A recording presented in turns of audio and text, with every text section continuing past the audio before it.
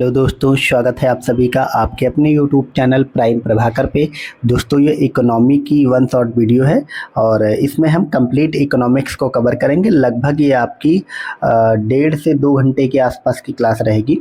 तो इसको आप लोग एग्ज़ाम से पहले 2-3 बार देख के जाना और आप देखना आपको इकोनॉमिक्स में जितने भी क्वेश्चन आएंगे इससे बाहर नहीं आएंगे। और इसके अतिरिक्त मैं आपको इकोनॉमिक सर्वे लेटेस्ट जो भी एक आर्थिकी का डेटा है वो, और आपके एग्ज़ाम में जो भी क्वेश्चन जो हैं वो बनते हैं जिसमें योजनाओं वाले, वो सब मैं आपको अलग से छोटी छोटी वीडियोस प्रोवाइड करूंगा 15-15 मिनट की, वो आप अलग से देख लेना। बाकी जो भी इकोनॉमिक्स के आपके 15 से 20 क्वेश्चन बनते हैं, 15 के आसपास या कभी कभी 20 बन जाते हैं, वो सब इसी वीडियो से कवर हो जाएंगे। हमने प्रैक्टिकल वे में नोट्स बनाया है और पूरा नोट्स जो है ये कंप्लीट 33 पेजेज का है। यानी आप अगर पन्नों में जाओगे तो मुश्किल से आपका ये जो है 16-17 पेजेज में ये कवर हो जाएगा और बहुत बढ़िया तरीके से चीज़ें सब इसमें ली गई हैं। और आप लोग नोट्स को लेना हो तो आप मैसेज करके नोट्स भी ले सकते हो, पीडीएफ इसका, और खुद से भी पढ़ सकते हो। और आप लोग वीडियो को तो कम से कम एग्जाम से पहले 2 बार देख के जरूर जाना। तो चलिए अब देर नहीं करते हुए डायरेक्ट हम शुरुआत करते हैं बिना इधर उधर की बात करें। और सबसे पहले हम देखेंगे राष्ट्रीय आय को, यानी कि नेशनल इनकम को देखेंगे। और नेशनल इनकम के बारे में क्या देखना है, यानी कि किसी भी देश की जो राष्ट्रीय आय है उसके बारे में। तो देखो, सबसे पहले नेशनल इनकम या राष्ट्रीय आय की जो अवधारणा है वो साइमन कुजनेट्स ने दी थी। और कुजनेट्स कौन है? ये कुजनेट्स वही है जो एक कुजनेट्स वक्र बनता है, ठीक है, एक तरह का कुजनेट्स वक्र। अभी हम सारे कर्व्स वगैरह आगे पढ़ेंगे तो उसमें ये बताया जाएगा। तो यही वाला जो साइमन कुजनेट्स था, इसने राष्ट्रीय आय की संकल्पना या अवधारणा दी थी। भारत की बात करें तो भारत में सर्वप्रथम 1860 ईस्वी में दादा भाई नौरोजी ने राष्ट्रीय आय की गणना की थी, या फिर उसकी बात करी थी। और दादा भाई नौरोजी ने गणना ही की थी और इन्होंने प्रति व्यक्ति आय उस समय 20 रुपये बताया था। उन्होंने बताया था दादा भाई नौरोजी ने, भारत में उस समय प्रति व्यक्ति आय कितनी है? 20 रुपये है। और ये इन्होंने कृषि का जो उपज था उसके आधार पर बताया था। और वैज्ञानिक आधार पर राष्ट्रीय आय की गणना, याद रखिए, के आर वी राव ने करी थी, ये आपको याद रखना है। और इनकी एक किताब है national income in British India, national income in British India, ये इनकी किताब है के.आर.वी. राव की। हम ये नेक्स्ट देखेंगे जीडीपी को। जीडीपी क्या होती है और जीडीपी का मापते वगैरह कैसे हैं, ठीक है। तो जीडीपी एमपी मतलब लिखा है मार्केट प्राइस, ठीक है। तो ये मार्केट प्राइस और फैक्टर कॉस्ट अलग अलग होती है, तो वो आपको समझना है। सिंपल सा आप सबसे पहले समझो जीडीपी क्या होता है। देखो, किसी भी देश की भौगोलिक सीमा के भीतर एक वित्तीय वर्ष में उत्पादित अंतिम वस्तुओं और सेवाओं का जो मौद्रिक मूल्य है वो जीडीपी होती है। जीडीपी में सबसे ज़्यादा इंपॉर्टेंट आपको किसी भी देश की भौगोलिक सीमा याद रखना, ठीक है। मान लीजिए इंडिया है अपना, तो इंडिया की जो भी भौगोलिक सीमा है उसके अंदर जितनी भी वस्तुएं और सेवाएं उत्पादित होंगी, और याद रखिए वस्तुओं और सेवाओं का जो अंतिम मूल्य होगा वो जीडीपी में काउंट होता है। क्योंकि कोई भी वस्तु जब निर्मित होती है तो वो कई चीज़ों से गुजरती है। जैसे मान लीजिए कोई चीज़ बन रही है तो उसमें बहुत सारे कलपुर्जे लगते हैं, तो अलग अलग जगह से आते हैं, तो अलग अलग जगह पे अलग अलग जीएसटी लगेगा, अलग अलग उनके रेट होंगे, तो वो सब काउंट नहीं होते। बल्कि वो जब फाइनली कोई गुड्स बन के तैयार हो जाएगा तो जो उनका अंतिम मूल्य होगा वो उसमें शामिल होगा। इसी तरह जो है सेवाएं हैं वो भी इसी में शामिल होती हैं, ठीक। तो ये आपको याद रखना है। अब आपको याद क्या रखना है, चूंकि देश की भौगोलिक सीमा की इसमें बात हो रही है, ठीक, और इसमें उत्पादित अंतिम और एक वित्तीय वर्ष में, ठीक है, यानी कि 1 अप्रैल से 31 मार्च तक, ठीक। अब घरेलू सीमा क्या होती है, सबसे पहले ये समझो। सबसे पहले तो याद रखना, बाउंड्री लाइन जो किसी भी देश की है वो तो होती ही है घरेलू सीमा। इसके अलावा समुद्र में 12 नॉटिकल मील का जो एरिया है वो किसी भी देश की अपनी बाउंड्री में, तो इस भीतर में जो भी आर्थिक गतिविधियां होंगी वो सब जीडीपी में काउंट होंगी। इसके अलावा भारत का मान लीजिए कोई भी जहाज है या पानी का जहाज है, ठीक, हवाई जहाज हो चाहे पानी का जहाज हो, अब वो हवा में उड़ रहा है, ठीक, पानी का जहाज जो हवाई जहाज है, और वो भले पाकिस्तान के ऊपर उड़ रहा है या फिर इवन वो अमेरिका की धरती पे है मान लो, और वहाँ पे उसके अंदर जो भी गतिविधियाँ हो रही हैं, जो भी चीज़ें खाई पी जा रही हैं, जो भी सेवाएं वहाँ पे या चीज़ें उत्पादित हो रही हैं, भारत की जीडीपी में रहेंगी। इसके अलावा जो भी एम्बेसी एरिया होता है किसी भी देश का हो, तो जिस भी देश की एम्बेसी होती वो उसका टेरिटोरियल इकोनॉमी या टेरिटोरियल मतलब लैंड माना जाता है, ये आप याद रखेंगे। जैसे भारत में जो चाइना का एम्बेसी है या अमेरिका का एम्बेसी या इवन पाकिस्तान की एम्बेसी, तो उसमें आपको क्या पता होना चाहिए कि उस एम्बेसी के अंदर जो भी वस्तुएं और सेवाएं उत्पादित हो रही हैं वो सब उस देश की एम्बेसी में काउंट होगी, और इस एम्बेसी पे मतलब एक तरह से लैंड का भी अधिकार जो है उस देश का माना जाए। इसी तरह भारत की जो एम्बेसी जहाँ जाए वहाँ पे भारत का माना जाएगा, उसके अंदर जहाँ पे होगा वो कहाँ पे शामिल होगा। जनरली होता है कि आपके एग्जाम में क्वेश्चन आएगा और पूछ देगा निम्न में से किसकी जो इनकम है वो जीडीपी में शामिल नहीं है, तो ये सब आप लोग याद रखना। और जीडीपी मार्केट प्राइस की जब भी बात होगी तो इसमें जो टैक्स है वो इंक्लूड रहता है, ये आप याद रखना। अब हम जीडीपी फैक्टर कॉस्ट देखेंगे। जीडीपी एट फैक्टर कॉस्ट में क्या होता है, इसमें कुछ नहीं होता है। इसमें सबसे पहली बात तो जो जीडीपी की मार्केट कॉस्ट होती है जो हमने ऊपर अभी देख करके आए हैं, ठीक है, उसमें जो टैक्स है वो भी इनडायरेक्ट टैक्स, डायरेक्ट टैक्स नहीं होता है, और जो सब्सिडी है इन दोनों को घटा देते हैं, ठीक है। जीडीपी मार्केट प्राइस से अगर आप टैक्स को घटा दो और सब्सिडी को घटा दो तो जीडीपी फैक्टर कॉस्ट आ जाती है, ठीक। जीडीपी एट फैक्टर कॉस्ट, तो जीडीपी जो है फैक्टर कास्ट वाली, इस पर नेशनल जीडीपी और रियल जीडीपी दोनों निकलती हैं, आपको याद रखना है। देखो सबसे पहले नेशनल जीडीपी, सॉरी यहाँ पे नेशनल नहीं, नॉमिनल जीडीपी की बात हो रही है, ठीक है। नॉमिनल जीडीपी की जब भी बात करेंगे तो उसमें याद रखना है आपको कि इन्फ्लेशन शामिल होता है। इन्फ्लेशन यानी कि महंगाई शामिल होती है, वर्तमान मौद्रिक मूल्य गिना जाता है। और जो रियल जीडीपी होती है वो बेस ईयर के आधार पर इन्फ्लेशन इसमें शामिल नहीं होता, ये आपको याद रखना। दोनों में बेसिक अंतर क्या है ये मैं कोर इकोनॉमिक्स आपको बता रहा हूँ, अच्छे से समझ जाना। जीडीपी फैक्टर कॉस्ट पे मापी जाती है नॉमिनल जीडीपी आपकी, और रियल जीडीपी, नॉमिनल जीडीपी में महंगाई शामिल होती है, वर्तमान मूल्यों पर नापी जाती है, यही ओरिजिनल होती है। रियल जीडीपी में जो इन्फ्लेशन है वो शामिल नहीं होता है बल्कि बेस ईयर के आधार पर होता है। इसका बेस ईयर पहले 2011-12 था, अब 2022-23 हो गया बदल करके, ये आपको याद रखना। अभी मैं आपको लास्ट में बेस ईयर वगैरह लेटेस्ट अपडेट वाला करा दूंगा, ठीक। तो ये हो गया जीडीपी आपका फैक्टर कास्ट। अब हम देखेंगे जीएनपी, यहाँ पे हम आएंगे, जीडीपी खत्म हो गया, अब हम जीएनपी आएंगे। तो देखो जीएनपी क्या होता है, जीएनपी एट फैक्टर कास्ट, ये सब आप भूल जाओ, फैक्टर कास्ट और ये कास्ट मैंने बता दिया। फैक्टर कास्ट वगैरह क्या अंतर होता है जनरली इसमें, कहीं पे भी फैक्टर कास्ट अगर लगा हो तो आपको क्या करना है, टैक्स और महंगाई को हटा देना है, टैक्स और सब्सिडी को हटा देना है, उसके बाद जो बचेगा फैक्टर कॉस्ट आ जाएगा। और अगर आप टैक्स वगैरह को इंक्लूड कर लो, सब्सिडी वगैरह को, तो आपकी मार्केट प्राइस आ जाती है, ठीक। अब जीएनपी क्या होता है, देखो केवल भारतीयों द्वारा किया गया कुल उत्पादन व सेवाओं का अंतिम मौद्रिक मूल्य जो जीएनपी कहलाता है। इसका मतलब क्या है, इसका सिंपल सा मतलब ये है कि भारत का व्यक्ति, ठीक है, भारतीय नागरिकता प्राप्ति कोई भी व्यक्ति, वो कोई कार्य या उसके द्वारा उत्पादित कोई भी मूल्य, कोई भी वस्तु या सेवा, वो चाहे भारत की भौगोलिक सीमा में हो और चाहे विदेश में हो, वो सब जीएनपी में काउंट होता है, यानी कि ग्रॉस नेशनल प्रोडक्ट बोलते हैं इसको, ठीक है, सकल राष्ट्रीय आय। अब जैसे मैंने जीडीपी बताया था, उसमें बताया था कि भारत की भौगोलिक सीमा के अंदर जो भी चीज़ें उत्पादित होंगी, और भौगोलिक सीमा में नॉटिकल माइल्स और एम्बेसी, हवाई जहाज, पानी का जहाज, ये सब आता है, आपको याद रखना है। अब जीडीपी मैंने आपको क्या बताया था कि उस भौगोलिक सीमा के अंदर कुछ भी उत्पादन हो, मैंने ये नहीं बताया था कि उत्पादित कर कौन रहा है। फॉर एग्जांपल कि सैमसंग की फैक्ट्री नोएडा में लगी हुई है और वहाँ पे खूब सारी वस्तु सैमसंग के मोबाइल बन रहे हैं, या भी मान लो टेस्ला आ जाए, वो कार बनाए, या फिर एप्पल की कंपनियां भारत में लग जाए फैक्ट्रियाँ और वहाँ पे ये फल बनी, तो क्या अमेरिका की जीडीपी में काउंट होंगे? तो नहीं। चूंकि भारत की भौगोलिक सीमा के अंदर बन रहा है तो वो सब भारत की जीडीपी में काउंट होंगे, ठीक है। लेकिन जीएनपी में क्या होता है, जीएनपी में ये भौगोलिक सीमा का दायरा समाप्त हो जाता है। जीएनपी में नेशनलिटी का दायरा आ जाता है कि भारत का नागरिक चाहे वो विदेश में पैसा कमाए, चाहे इंडिया में कमाए, या कुछ भी उत्पादित करे, सेवा दे, मूल्य दे, वो जहाँ पे होगा, वो कहाँ पे होगा, वो जीएनपी में काउंट हो जाएगा, ठीक। सिंपल आपको याद रखना है, मतलब मैं प्रैक्टिकल वे में समझा दे रहा हूँ। तो GDP at factor cost plus NIFA मतलब नेशनल इनकम फ्रॉम अब्रॉड, तो जीडीपी एट फैक्टर कॉस्ट जो होती वो, और विदेश से कमाई हुई आय जो भारतीय लोग कमाते हैं वो जोड़ दो आप, तो आ जाता है आपका जीएनपी। तो मतलब एक्स माइनस एम, पैसा गया माइनस पैसा आया, ये तो मतलब NIFA होता है, ठीक है। नेशनल NNP फिर एक होता है नेट नेशनल इनकम। तो इसमें सिंपल होता है कि आपने कुछ पैसा कमाया तो आपके उत्पाद में कुछ गिरावट हो जाएगी, कुछ आपका खर्चा पानी वो सब ह्रास, मूल्य ह्रास जिसको बोलते हैं, वो सब घटा दो, तो आपकी जो नेट जीडीपी इनकम आती है उसी को NNP बोलते हैं, ग्रॉस नेशनल प्रोडक्ट, ठीक है। NNP मतलब net national product, okay. GDP में क्या क्या कैलकुलेट नहीं होता, अब ये बेसिक कुछ चीज़ें आप देख लो, जीडीपी में क्या कैलकुलेट नहीं होता है। तो देखो स्वयं के लिए किया गया कार्य, कोई भी कार्य अगर आप खुद के लिए करते हैं, सिर्फ और सिर्फ खुद के लिए, ठीक है, जैसे जैसे आप पानी ला करके पिए, ठीक है। जैसे आपने एक नौकर रखा घर पे और नौकर से आप पानी मंगा रहे हैं और यानी कि उससे बहुत सारे और काम करा रहे हैं, तो उसको आप पैसा दे रहे हैं तो जीडीपी में काउंट होगा। लेकिन आप स्वयं के लिए उठ करके गए पानी लाए, तो आप सोचो नहीं मैंने तो एक नौकर के इतने दिन का इतना एक ये काम किया, और उसका आप हिसाब किताब लगा के आप सोच लो कि ये 2 रुपये हुआ, और ये 2 रुपये आपकी पानी लाने का जीडीपी में काउंट होगा, तो वो नहीं होगा, ठीक है। या इवन जैसे महिलाएं अब हमारे सबके घरों में खाना घर पे बनाती, तो वो भी हमारी जीडीपी में काउंट नहीं होता है, ठीक।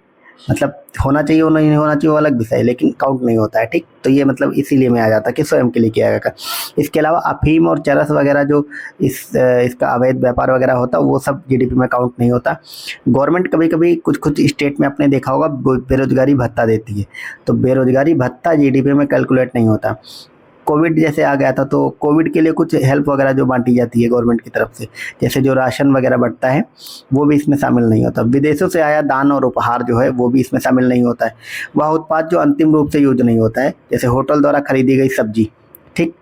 तो होटल जो अंतिम रूप से सब्जी के, जैसे होटल मान लो किसी कहीं से सब्जी खरीद करके लाया, तो उसको जीडीपी में काउंट नहीं करेंगे। क्यों? क्योंकि अंतिम उत्पाद नहीं, क्यों? क्योंकि होटल उसको सब्जी को बनाएगा, उसके बाद वो सब्जी परोसेगा, तो जो सब्जी बना के परोसेगा वो जो रेट तय करेगा वो जीडीपी में काउंट होता है। ये आपको याद रखना है, ठीक।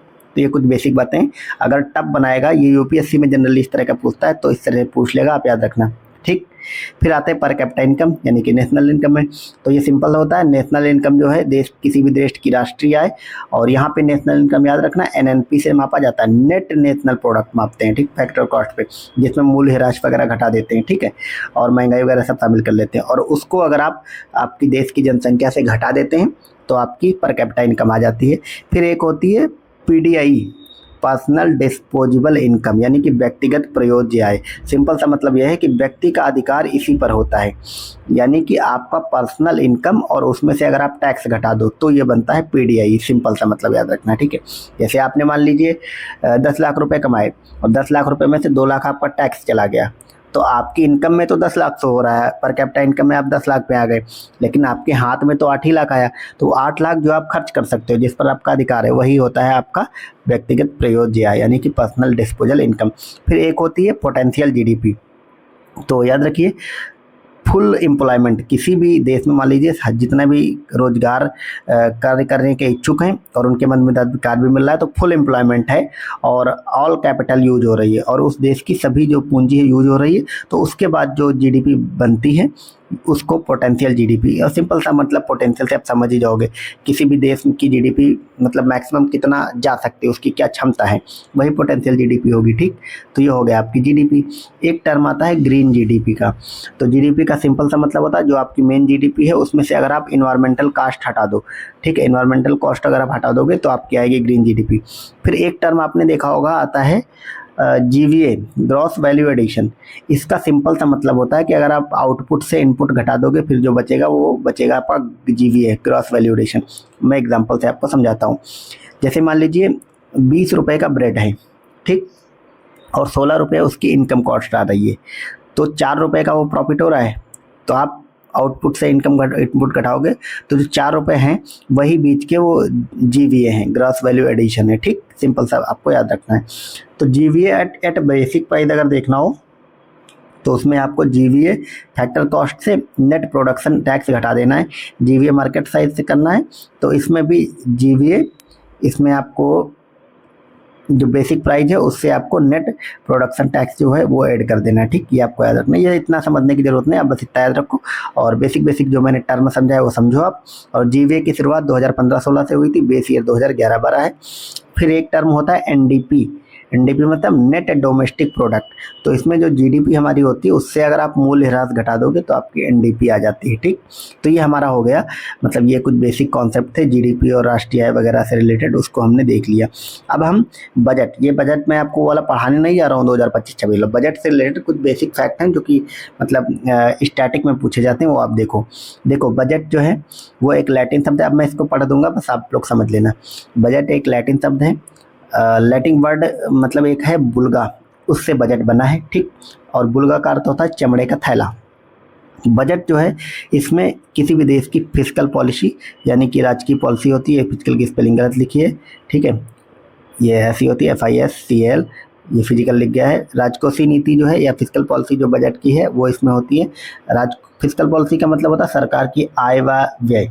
सरकार अपनी आय और व्यय कब, कहाँ और कैसे और क्यों, ये सब का वितरण देती है। ठीक है, बजट, अब यहाँ पे कुछ अब मेन चीज़ें शुरू होती है, इसको देखना ध्यान से कि बजट में निर्धारित की गई राशि से अधिक राशि खर्च करने पर उस अतिरिक्त राशि है तो संसद से पुनर्स्वीकृति लेनी पड़ती है। यानी लीजिए, वैसे मान लीजिए बजट से आपने 50 रुपये कहा कि हम 50 रुपये खर्च करेंगे पूरा, और लेकिन खर्चा आपका 60 रुपये का, तो 10 आप एक्स्ट्रा लोगे, उसके लिए संसद से आपको पुनः मंजूरी लेनी पड़ेगी। तो उसके लिए संसद में विनियोग विधेयक लाया जाता है, बस इतना याद रखना है। संविधान में बजट शब्द का कोई जिक्र नहीं, संविधान में जिक्र है वार्षिक वित्तीय विवरण। ठीक है, एनुअल फाइनेंशियल ये आती है सॉरी, ये आर्टिकल आपके 112 में आती है, ये आपको याद रखना है। आर्टिकल 112 में वार्षिक वित्तीय विवरण का जिक्र है, ना कि बजट का।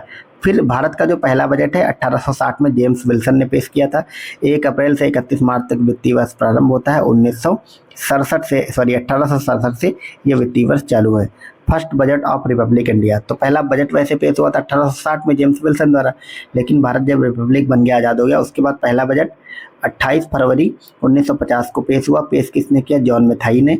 और पहला बजट ऑफ फ्री इंडिया, तो ये भारत का बजट था 1950 में जॉन मेथाई के द्वारा। ये मतलब जब भारत रिपब्लिक बना था, यानी कि संविधान लागू होने के बाद, लेकिन भारत आज़ाद तो 1947 में हो गया था। तो आज़ादी के तुरंत बाद का जो पहला बजट है वो षडमुगम चेट्टी ने पेश किया था 26 जनवरी 1947 को। जीरो बेस बजट क्या होता है? आय कम होती है, ठीक है, और व्यय अधिक होने पर यह जारी किया जाता है। और जीरो बेस बजटिंग की शुरुआत अमेरिका से हुई थी। बजट जो है वित्त मंत्रालय का जो आर्थिक मामलों का विभाग है वो बनाता है। तो बजट के बारे में बेसिक बातें हैं, आप लोग याद रखना। अब यहाँ पे ये जो मैंने एक चार्ट बनाया है, इसको आप लोग थोड़ा अच्छे से देखो, क्योंकि ये चार्ट अगर आप समझ गए तो अभी जब बजट आप देखोगे उसमें, या कभी भी आप पढ़ोगे जीवन में बजट को, तो आपको बजट में कुछ चीज़ें आती हैं, जैसे राजस्व कर, गैर राजस्व कर, व्यय, योजनागत कर, पूंजीगत प्राप्तियां, पूंजीगत व्यय, ये सब मैं आपको थोड़ा सा समझाना चाह रहा हूँ 5 मिनट के अंदर। इसको आप लोग अच्छे से थोड़ा समझना, ठीक है। और ये बेसिक चीज़ें हैं, और ये आप समझ लोगे तो आपको कभी दिक्कत नहीं होगी, ठीक है। और जनरली इसमें लोग ये नहीं समझ पाते हैं कि क्या अच्छा होता है किसी भी देश के लिए, क्या नहीं होता है। तो सबसे पहले हम पढ़ेंगे राजस्व बजट, ठीक, फिर पढ़ेंगे पूंजीगत बजट। राजस्व मतलब रेवेन्यू बजट, पूंजीगत बजट मतलब कैपिटल बजट। अब राजस्व में देखो 2 तरह की चीज़ें होती हैं। एक तो राजस्व प्राप्तियां होती हैं, इसी को हम राजस्व आय बोल देते हैं। एक तो राजस्व व्यय होता है, ठीक, सिंपल सा आपने समझा। राजस्व प्राप्तियां और राजस्व व्यय, जिस पर देयता ना हो, देयता का मतलब जो आपको वापस नहीं करने हो, या जिस पर कोई लायबिलिटी ना हो, यानी कि जिसको आपको कोई उस पर ब्याज वगैरह नहीं देना हो, सिंपल सा मतलब प्योर आपका धन, ठीक है, वो आपका हो गया, सरकार का हो गया, ठीक, वो राजस्व प्राप्तियां होता है। अब ये 2 तरह की होती हैं, एक तो कर राजस्व प्राप्तियां होती हैं, दूसरी होती हैं गैर कर राजस्व प्राप्तियां, ठीक।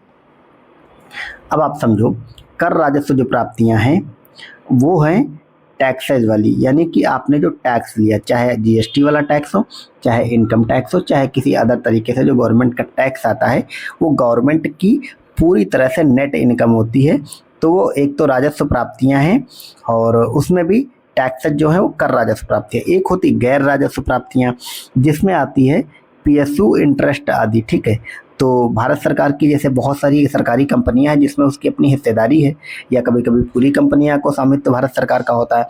तो कंपनियां भी साल के अंत में सरकार को लाभ कमा करके देती हैं, वो हो गई, ठीक है। और भारत सरकार कुछ पैसा ब्याज वगैरह पे देती है, तो उसका ब्याज मिलता है, ठीक, वो भारत सरकार की गैर राजस्व प्राप्त आय हो गई, ठीक, ये हो गया प्राप्तियां। अब हम देखेंगे राजस्व व्यय, तो संपत्ति का सृजन नहीं। अब राजस्व व्यय ऐसा व्यय होता है, इसमें आपका पैसा तो जा रहा है, लेकिन उस पैसे का कोई आउटपुट नहीं आ रहा है, कोई भी पूंजी नहीं बन रही है, ठीक है। ये होता है योजनागत व्यय। योजनागत व्यय कैसा होता है? चीज़ जैसे सरकार बहुत सारी योजनाएं निकालती है, मतलब सब्सिडी वगैरह देती है, योजनाओं पे पैसा खर्च कर। एक होता है गैर योजनाकृत व्यय। गैर योजनाकृत व्यय कैसा होता है? जिसमें गवर्नमेंट जो है वो सैलरी वगैरह देती है, गवर्नमेंट भाई पैसा, जितने भी सरकारी कर्मचारी उनको सबको सैलरी देती है, वो गैर योजनाकृत व्यय होता है। तो ये हो गया। अभी हम बताएंगे क्या अच्छा और क्या बुरा माना जाता है किसी भी अर्थव्यवस्था के लिए, ठीक है। तो पूंजीगत बजट देखेंगे तो इसमें पूंजीगत प्राप्तियां होती हैं और पूंजीगत व्यय होते हैं। पूंजीगत प्राप्तियों में क्या होता है? संपत्ति बेचकर आप कोई भी आय कमाते हैं। जैसे मान लीजिए गवर्नमेंट की कोई सरकारी कंपनी, गवर्नमेंट उसको बेच दे, जैसे गवर्नमेंट एयरपोर्ट जो ये होते हैं, क्या बोलते हैं इनको, एयरपोर्ट वगैरह, ये प्राइवेट कंपनियों को दे देती है लीज पे। तो इसको बोलते हैं संपत्ति बेचकर आय कमाना, इसी को ही विनिवेश बोलते हैं। ठीक है, तो ये आप याद रखेंगे, विनिवेश जो होता है। ठीक है, संपत्ति बेचकर जो गवर्नमेंट आय कमाती है वो पूंजीगत प्राप्तियों में आती है। मूलधन, गवर्नमेंट ने किसी को उधार दिया था या ब्याज पे पैसा दिया था तो मूलधन जो वापस आ गया वो पूंजीगत प्राप्ति होती है। या गवर्नमेंट जो ऋण लेती है वो पूंजीगत प्राप्ति होती है। फिर जब आएंगे हम पूंजीगत व्यय, देखो पूंजीगत व्यय जो है उससे संपत्ति का सृजन होता है। जैसे योजनागत पूंजी व्यय, तो गवर्नमेंट कोई फैक्ट्री लगा दे। गैर योजनागत पूंजी व्यय तो ये भी मतलब जिसकी कोई पहले से योजना हो ना हो, लेकिन कोई ऐसा चीज गवर्नमेंट करे जिससे संपत्ति सृजित हो। ठीक, ये आपको याद रखना है। अब आपको मैं बताता हूँ क्या अच्छा है और क्या बुरा है।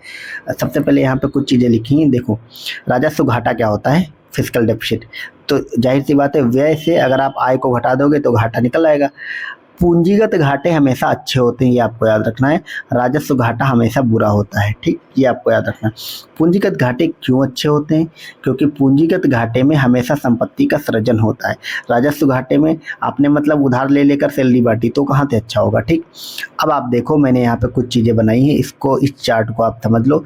राजस्व व्यय जो है वो याद रखिएगा, राजस्व व्यय जो है जिस पर राजस्व आय, राजस्व आय हमेशा अच्छी होती है। जिस पे एरो ऊपर को है वो अच्छा माना जाता है और जिस पर एरो नीचे को इसमें है वो खराब है। ठीक, राजस्व आय अच्छी होती है, क्यों? क्योंकि ये बिना देयता की होती, कोई लायबिलिटी नहीं होती इस पर, ये अच्छा माना जाता है। टैक्स, ब्याज, अनुदान, जुर्माना, शुल्क, पीएसयू आदि से जो आय होती है इसमें शामिल होती है। राजस्व व्यय खराब होता है, क्यों? क्योंकि इससे कोई संपत्ति का सृजन नहीं होता। क्यों? इसमें क्या शामिल होता है? इसमें दैनिक खर्चे, वेतन, पेंशन, सब्सिडी, योजनाएं शामिल होता है। इसमें कोई संपत्ति का सृजन नहीं होता, यानी कि कोई पूंजी नहीं बनती है, ये अच्छी नहीं होती, ज़्यादा कोई संपत्ति से सृजित नहीं होती। पूंजीगत याद रखिए, पूंजीगत आय हमेशा खराब होती है। क्यों? क्योंकि आपने संपत्ति बेचकर पूंजीगत आय कमाई है, ऋण लेकर कमाई है। जब आप उधार लोगे तो चुकाना रहेगा, संपत्ति बेचकर कमाओगे तो संपत्ति आपकी चली गई, फिर आपके पास आया ही तो क्या मतलब, ये अच्छा नहीं होता। विनिवेश, निजीकरण, मूलधन की वापसी, ऋण लेना, ये सब इसमें होता है। पूंजीगत व्यय अच्छा होता है तो संपत्ति का सृजन होता है, इससे मूलधन लौटाया जाता है, ऋण देना होता है और अच्छा होता है। ठीक है, तो क्या याद रखना है आपको? आपको याद रखना है कि राजस्व व्यय अच्छा होता है, पूंजीगत राजस्व आय अच्छी होती है और पूंजीगत व्यय अच्छा होता है। पूंजीगत आय खराब होती है, राजस्व आय व्यय जो है वो खराब होता है। तो इतना आपको याद रखना है। ठीक, इसको आप समझोगे तो आप समझ जाओगे। अब एग्रीकल्चर के बारे में यहाँ पे कुछ बेसिक फैक्ट लिखे गए हैं, इसको आप देख लो एग्रीकल्चर के बारे में कि एग्रीकल्चर जो है कृषि राज्य सूची का विषय है। इसमें 60% से अधिक लोगों को रोजगार देता है। जीडीपी में योगदान 17% लगभग है और अभी ये शायद 19% पहुंच गया है और 1950 में सोचो 52% थी। मिक्स्ड एग्रीकल्चर क्या होती? तो ये मैं आपको मैंने ज्योग्राफी वाले में बताया है कि जब भी जो आपकी इनकम है एग्रीकल्चर और एनिमल हस्बेंड्री यानी कि मिश्रित कृषि क्या होती है, जब आप कृषि और पशुपालन एक साथ करते हैं तो उसको मिश्रित कृषि या मिक्स्ड एग्रीकल्चर कहते हैं। मिक्स्ड क्रॉप क्या होती है? दो फसलें एक साथ जब बोई जाएं, जैसे मान लीजिए कुछ लोग गन्ना लगाते हैं और गन्ने के बीच में जगह जो होती है खाली उसमें सब्जियां, भिंडी वगैरह लगा देते हैं, तो वही मिक्स्ड क्रॉप है। तो मिक्स्ड एग्रीकल्चर और मिक्स्ड क्रॉप में कंफ्यूज नहीं। मिक्स्ड एग्रीकल्चर में एग्रीकल्चर प्लस जो पशु पालने होते हैं दुधारू वाले वो शामिल होते हैं। ठीक है, अब यहाँ पे कुछ क्रांतियाँ लिखी गई, इन पे सवाल बनते हैं, आप देख लो। अमृत क्रांति जो है याद रखिएगा नदी जोड़ो परियोजना से रिलेटेड है। लाल क्रांति मांस और टमाटर उत्पादन से। स्वर्ण क्रांति गोल्डन रेवोल्यूशन ये बागवानी से रिलेटेड है, हॉर्टिकल्चर। रजत क्रांति यानी कि सिल्वर रेवोल्यूशन ये अंडा उत्पादन से संबंधित है। ग्रे क्रांति उर्वरक से संबंधित है। काली क्रांति ये पेट्रोल से संबंधित है। पीली क्रांति तिलहन, सरसों, मूंगफली, सोयाबीन से रिलेटेड है। गोल क्रांति जो है आलू से रिलेटेड है। नीली क्रांति जो है मत्स्य उत्पादन से रिलेटेड है। गुलाबी क्रांति प्याज और झींगा उत्पादन से। बादामी क्रांति मसाला उत्पादन से। ठीक है, तो ये क्रांतियां हैं, मतलब आपको पता ही रहती हैं ज़्यादातर, जो जो ना पता हो वो देख लो। यहाँ पे लिखा गया ऑपरेशन फ्लड या फिर व्हाइट रेवोल्यूशन जिसको कहते हैं। तो ये श्वेत क्रांति है, ये 1970 में हुई थी। दूध उत्पादन को लेकर के वर्गीज कुरियन के द्वारा ये लाई गई थी, ये भी आपको याद रखना है। अब यहाँ पे कुछ इंटरनेशनल ऑर्गेनाइजेशन है, इन पे सवाल बनते, क्या बनते बस आपको वो याद रखना है। देखो इसमें आपका ज़्यादा बहुत डीप में यूपीपीएससी जो है वो सवाल नहीं पूछता है, सवाल यूपीएससी ज़्यादा डीप में पूछता है, तो इसलिए बस आपको क्या याद रखना है। देखो इस तरह के जो भी संगठन रहेंगे उनकी स्थापना कब हुई थी, खासकर ईयर और वो जो हैं वो मेन उनका काम क्या है और दूसरा उनका मुख्यालय कहाँ है, बस इतना आपको याद रखना है। तो जैसे ब्रेटन वुड कॉन्फ्रेंस होती है अमेरिका में 1944 में, जुलाई 1944 में अमेरिका में क्या होती है, ब्रेटन वुड कॉन्फ्रेंस होती है अमेरिका में, ठीक है। इसमें 44 देशों के 170 से अधिक प्रतिनिधि भाग लेते हैं और कॉल्ड बाय यूनाइटेड नेशन। इस बुलाता कौन है इस कॉन्फ्रेंस को, यूएन बुलाता है। इस पर 3 संस्थाओं पर चर्चा होती है, आईबीआरडी जो कि वर्ल्ड बैंक का ही भाग है, फिर आईएमएफ और आईटीओ। आईटीओ मतलब इंटरनेशनल ट्रेड ऑर्गेनाइजेशन, ठीक है। आपको क्या याद रखना है, ये जो ब्रेटन वुड कॉन्फ्रेंस हुई थी कब हुई थी, 1944, आपको यह जरूर याद रखना है। इसमें जो आईटीओ है इंटरनेशनल ट्रेड ऑर्गेनाइजेशन, इस पर सहमति नहीं बनी थी क्योंकि पूंजीवादी और समाजवादी देशों में मतभेद था। इसलिए यूएसए व यूरोपियन यूनियन ने अलग से गेट बना लिया था, गेट मतलब general agreement on trade and tariff की स्थापना करी थी। और यही गेट 90 के दशक में जब आएगा तो यही गेट जो है जो वर्तमान में डब्ल्यूटीओ है उसमें बदल जाएगा। तो ये आपको याद रखना है, ठीक है। तो सिंपल सा याद रखना है कि ब्रेटन वुड कॉन्फ्रेंस 1944 में होता है। इस पर 3 संस्थाओं पर चर्चा होती है, आईबीआरडी, आईएमएफ और आईटीओ। तो आईबीआरडी वर्ल्ड बैंक यानी कि और आईएमएफ बन जाते हैं, लेकिन जो इंटरनेशनल ट्रेड ऑर्गेनाइजेशन नहीं बनता, इसकी जगह पे जो यूरोपियन कंट्रीज हैं, अमेरिका, वो सब मिल करके गेट बना लेते हैं। अब गेट की स्थापना हो जाती है अक्टूबर 1947 में। ये बस आपको याद रखना, कहीं कहीं कुछ नहीं दे देगा, वो Bretton Wood conference, GATT, WTO, इन सबको क्रम से लगाने को दे देगा। तो आपको याद रखना गेट जो कब बना था, 1947 में। फुल फॉर्म याद रखना, general agreement on trade and tariff. Bharat ने इस पर हस्ताक्षर कब कर दिए थे, 1948 में। ये भी आपको याद रखना, 1947 में बना तो भारत इसका संस्थापक सदस्य नहीं है, भारत ने 1948 में इस पर हस्ताक्षर किए थे। टैरिफ जो लगता है या प्रशुल्क, उस पर नियंत्रण हेतु यह लाया गया। दरअसल ये है तो पुराना, लेकिन इकोनॉमिक्स में अभी ये थोड़ा न्यूज में है, जब डोनाल्ड ट्रंप खूब टैरिफ वगैरह लगा रहे हैं, इसलिए आपको याद रखना जरूरी है। फिर विकसित और विकासशील तथा गरीब देशों के बीच अनेक मतभेद उभरे, लेकिन इसलिए 1 जनवरी 1995 को मराकेश समझौता हुआ, जिसके फलस्वरूप जो गेट है वो डब्ल्यूटीओ में बदल गया, ठीक है। तो हमने देखा ब्रेटन वुड कॉन्फ्रेंस 1944 में, गेट बना 1947 में, भारत ने उस पर साइन किया 48 में। फिर जो है खूब सारे मतभेद चलते रहे, विकासशील देश, विकसित देश, गरीब देश। उसके बाद एक मराकेश समझौता होता है, ठीक है। कब होता है, 1 जनवरी 1950 को। और इसी के तहत 1995 में, सॉरी मैं 50 बोल गया, 1 जनवरी 1995 को ये जो गेट है यही डब्ल्यूटीओ में बदल जाता। तो डब्ल्यूटीओ से रिलेटेड क्या है, 1 जनवरी 1995, बस सिंपल सा हो गया। अब हम देखेंगे इन्फ्लेशन को, यहाँ से कुछ सवाल बनते हैं आपके एग्जाम में। देखो इन्फ्लेशन के कुछ कुछ प्रकार होते हैं महंगाई वाले। एक होता है हेडलाइन इन्फ्लेशन, ये ऐसे ही लिख करके आएगा, आप इसकी हिंदी ढूंढने मत बैठिएगा, ऐसे ही लिखेगा, देवनागरी में हेडलाइन लिख देगा, ठीक है। तो आपको याद रखना है हेडलाइन इन्फ्लेशन में क्या होता है। तो इसमें जो है जो एनर्जी होता है यानी कि जो ऊर्जा है और जो फूड है, इसकी मात्रा में मतलब इनके मूल्य में वृद्धि होती है और इस कारण जो होलसेल प्राइस इंडेक्स है WPI उसमें वृद्धि हो जाती है। सिंपल सा याद रखना है कि जो हेडलाइन इन्फ्लेशन है उसमें जो एनर्जी है और फूड है उसकी महंगाई शामिल होती है, लेकिन जो कोर इन्फ्लेशन है, कोर इन्फ्लेशन, उसमें जो नॉन एनर्जी और नॉन फूड आइटम शामिल होते हैं, तो उसमें एनर्जी और फूड नहीं शामिल होते। बस इतना याद रखना, हेडलाइन में फूड और एनर्जी शामिल होती है, मतलब इनकी महंगाई, और कोर में शामिल नहीं होती। एक टर्म आता है एगफ्लेशन, यानी कि एग से हो जाएगा एग्रीकल्चर, तो एग्रीकल्चर इन्फ्लेशन।